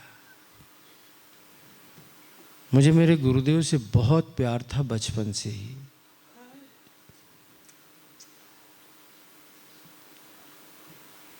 मैं कई बार कह भी चुका था अपने माता पिता से, मुझे उनके पास छोड़ दो, मुझे उनके पास रहने दो। लेकिन क्षण आया तब यह घटना घटित हुई और मैं गुरुदेव के पास पहुंच गया।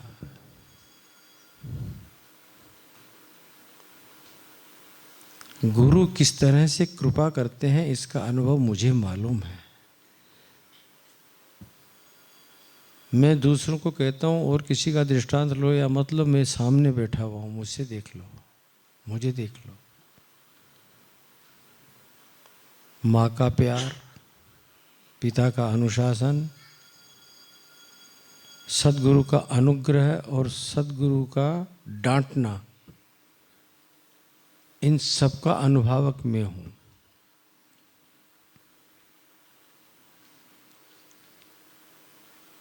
छोटे से बच्चे को प्यार की आवश्यकता होती है।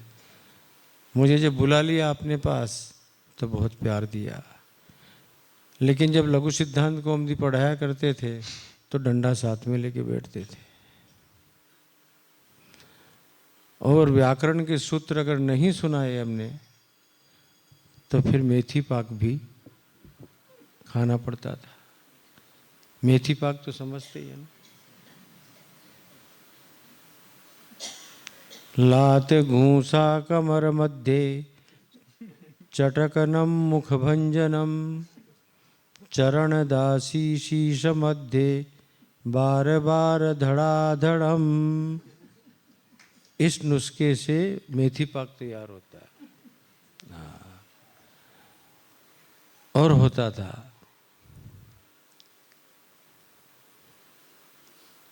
लेकिन उसके बाद प्यार भी उतना ही करते थे। अगर सूत्र नहीं सुनाए तो कथा में मुर्गा बना देते थे। बड़ी शर्म आती थी लोगों के बीच में मुर्गा बनने में। भाई कमरे में बनवा लो ना। लेकिन लोगों के बीच में मेरे को मुर्गा बना देते। फिर पाठ याद करके सुना देता, अच्छा क्या लेना चाहते हो बोलो। खुद ही मुझे बाजार भी ले जाते और सामान भी दिलवाते जो मेरी इच्छा होती। एक तरफ लाड़ दुलाड़, एक तरफ अनुशासन, ये दोनों ही के द्वारा 13 वर्ष के बच्चे से लेकर के और 21 साल 9 महीने तक के बच्चे तक मैंने मेथी पाक भी बहुत खाया। एक बार तो मेरे को किसी महात्मा ने चढ़ा दिया, ये क्या पड़े हुए हो यहाँ के ऊपर। अरे जाओ जाओ कहीं यूनिवर्सिटी कॉलेज के अंदर जाके पढ़ो और बड़े ऑफिसर बनोगे। मैंने कहा क्या बनूंगा। बोला तुम मिलिट्री के अंदर कमांडर बनोगे। मेरे को क्या बोल दिया, हाँ जाओ मिलिट्री में कमांडर बनोगे। तो हमारे को कमांडर साहब घुस गए। हर 15 दिन में बलसाड़ से गुरुदेव जाते थे और मेरे से 15 दिन का पाठ का रिव्यू पूछते थे और मुझे करना पड़ता था। अब की दफ़ा गए तो हम जरा अकड़ के बैठे थे क्योंकि हमारे में वो कमांडर घुस गया था। आए गुरुदेव तो हम बस ऐसे ही अकड़ के बैठे रहे। क्यों आज पाठ नहीं सुनाओगे। बोला नहीं हमको तो कमांडर बनना है। उम्र 14 वर्ष की हुई होगी। 13 वर्ष 9 महीने का था, 14 वर्ष हुई होगी उस समय।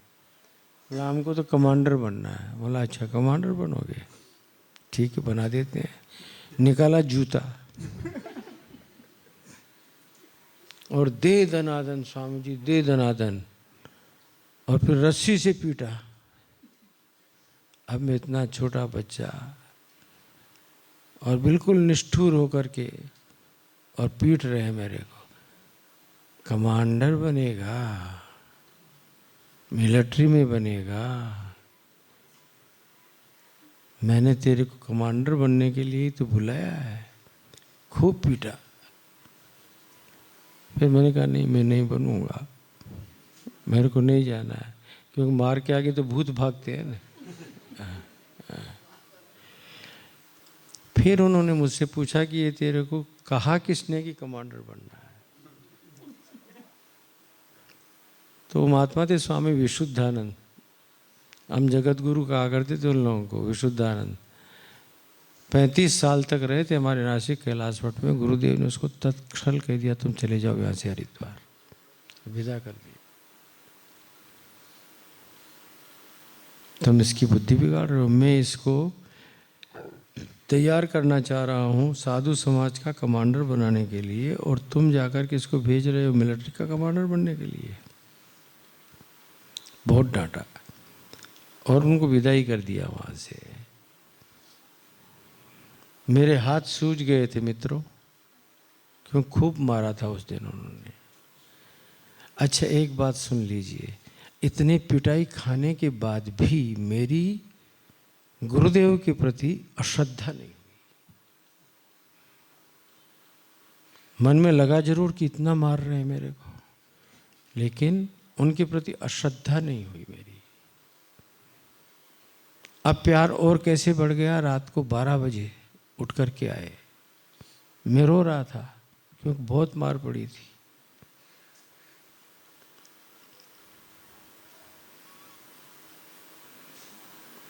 उस मार के दुख को मैं उस समय भूल गया जब हल्दी और गुड़ गरम किया और स्वामी जी महाराज मेरे हाथों पे लगाए।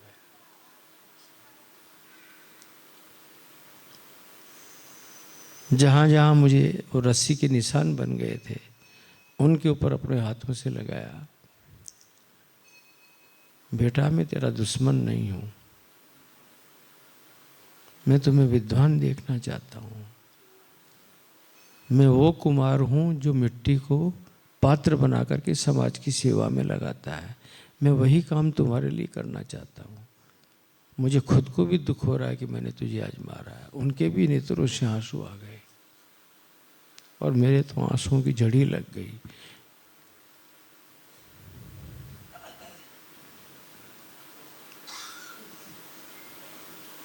तब कठोर अनुशासन और अत्यंत वात्सल्य दोनों का सम्मिश्रण सद्गुरु के सानिध्य में मेरे को मिला।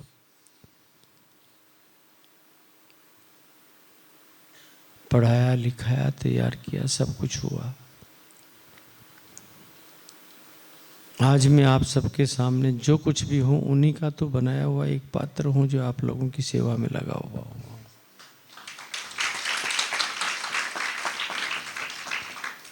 इसलिए कभी गुरु क्रोध कर दे ना बेटा, हो अन्यथा नहीं लेना।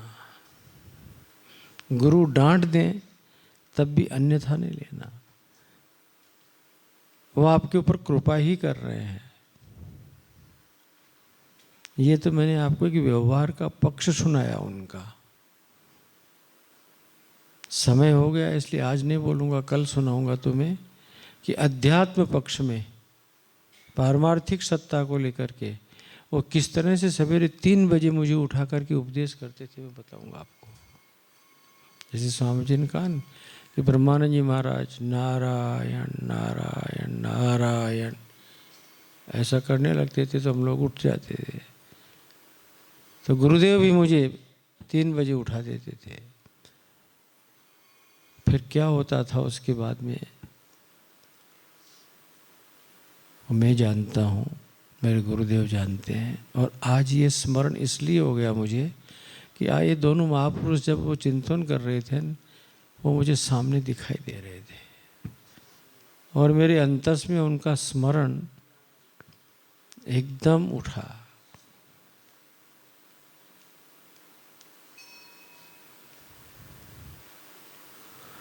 मैं अपने आप को बहुत भाग्यशाली मानता हूँ। मुझे सद्गुरुदेव का इतना सानिध्य मिला है, इतना सानिध्य मिला है। भगवान तुम पर भी ऐसी ही कृपा करे, तुम्हारे मन में भी ऐसी निष्ठा का भाव जागृत हो, तुमको भी मेथी पाक मिले तो भी तुमको गुस्सा न आए।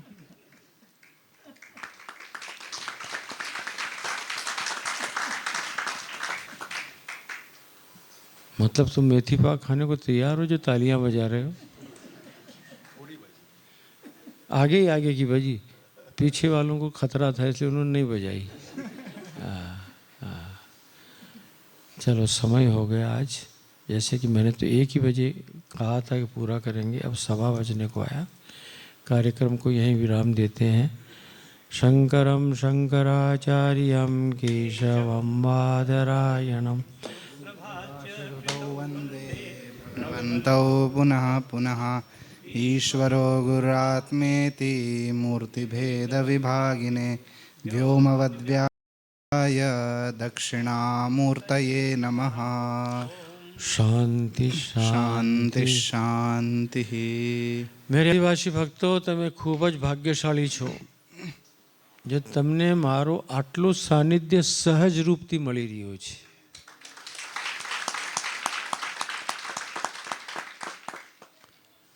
એટલે આ પ્રેરણા છે તમને બધાને મારી. ચૂકશોમાં જીવનને સાર્થક બનાવજો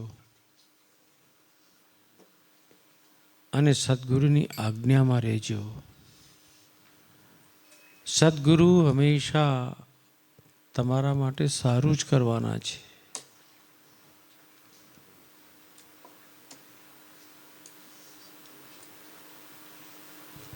આજે લક્ષચંડી યજ્ઞમાં બેસવાની તક મળી છે. આ સામાન્ય તક છે. જે નહીં બેસી રહ્યા છે એ લોકો પરિક્રમા કરીને પુણ્ય કમાવી રહ્યા છે. એ સામાન્ય ઘટના છે તમારા જીવનમાં. એક દિવસ હતો કે તમે કોઈ કૂવા ઉપર પાણી લેવા જાઓ તો એ કૂવા ઉપર પાણી લેવા બીજા જાતવાળા જતા નહીં. બ્રાહ્મણો તમારો તિરસ્કાર કરતા હતા. આજ તે બ્રાહ્મણો તમારી સાથે બેસીને તમને યજ્ઞ કરાવડાવી રહ્યા છે.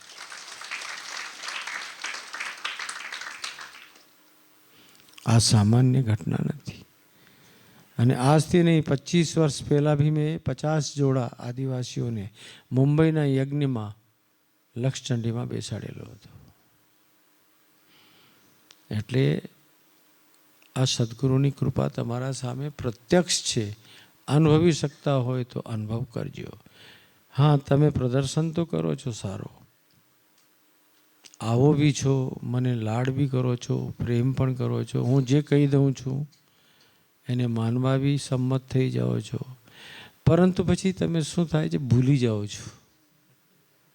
ઘર પરિવારમાં જઈને, સંસારમાં જઈને વિસ્મૃતિ કરી બેસો છો. બસ આ વિસ્મૃતિ ન થાય, સતત તમને સદગુરુનું સ્મરણ રહે, સતત તમારામાં ભગવત ભાવની અભિવ્યક્તિ થતી રહે, તો પછી તમે જુઓ, તમે ટાટા બિરલા પોતે જ છો, માલા માલ છો. પછી કોઈ ચિંતાની વાત જ નથી. તમે બધું કરી શકશો, પણ વિસ્મૃતિ નહીં થવી જોઈએ. સંસારમાં સૌથી મોટી સંપત્તિ છે સ્મરણ. બોલો. સંસારમાં સૌથી મોટી સંપત્તિ છે સ્મરણ, અને સૌથી મોટી વિપત્તિ છે વિસ્મરણ. हरिस्मरणम संपदा. भगवान का, सदगुरु का स्मरण होता रहे, ये सबसे बड़ी संपत्ति है. इसी को किसी कवि ने लिख दिया सामान्य भाषा में, याद है तो आबाद है, भूल गया तो बर्बाद है. याद है तो और भूल गया तो अब क्या होना है? आबाद. आबाद रहना है. बस आबाद रहो. ओम शांति शांति शांति.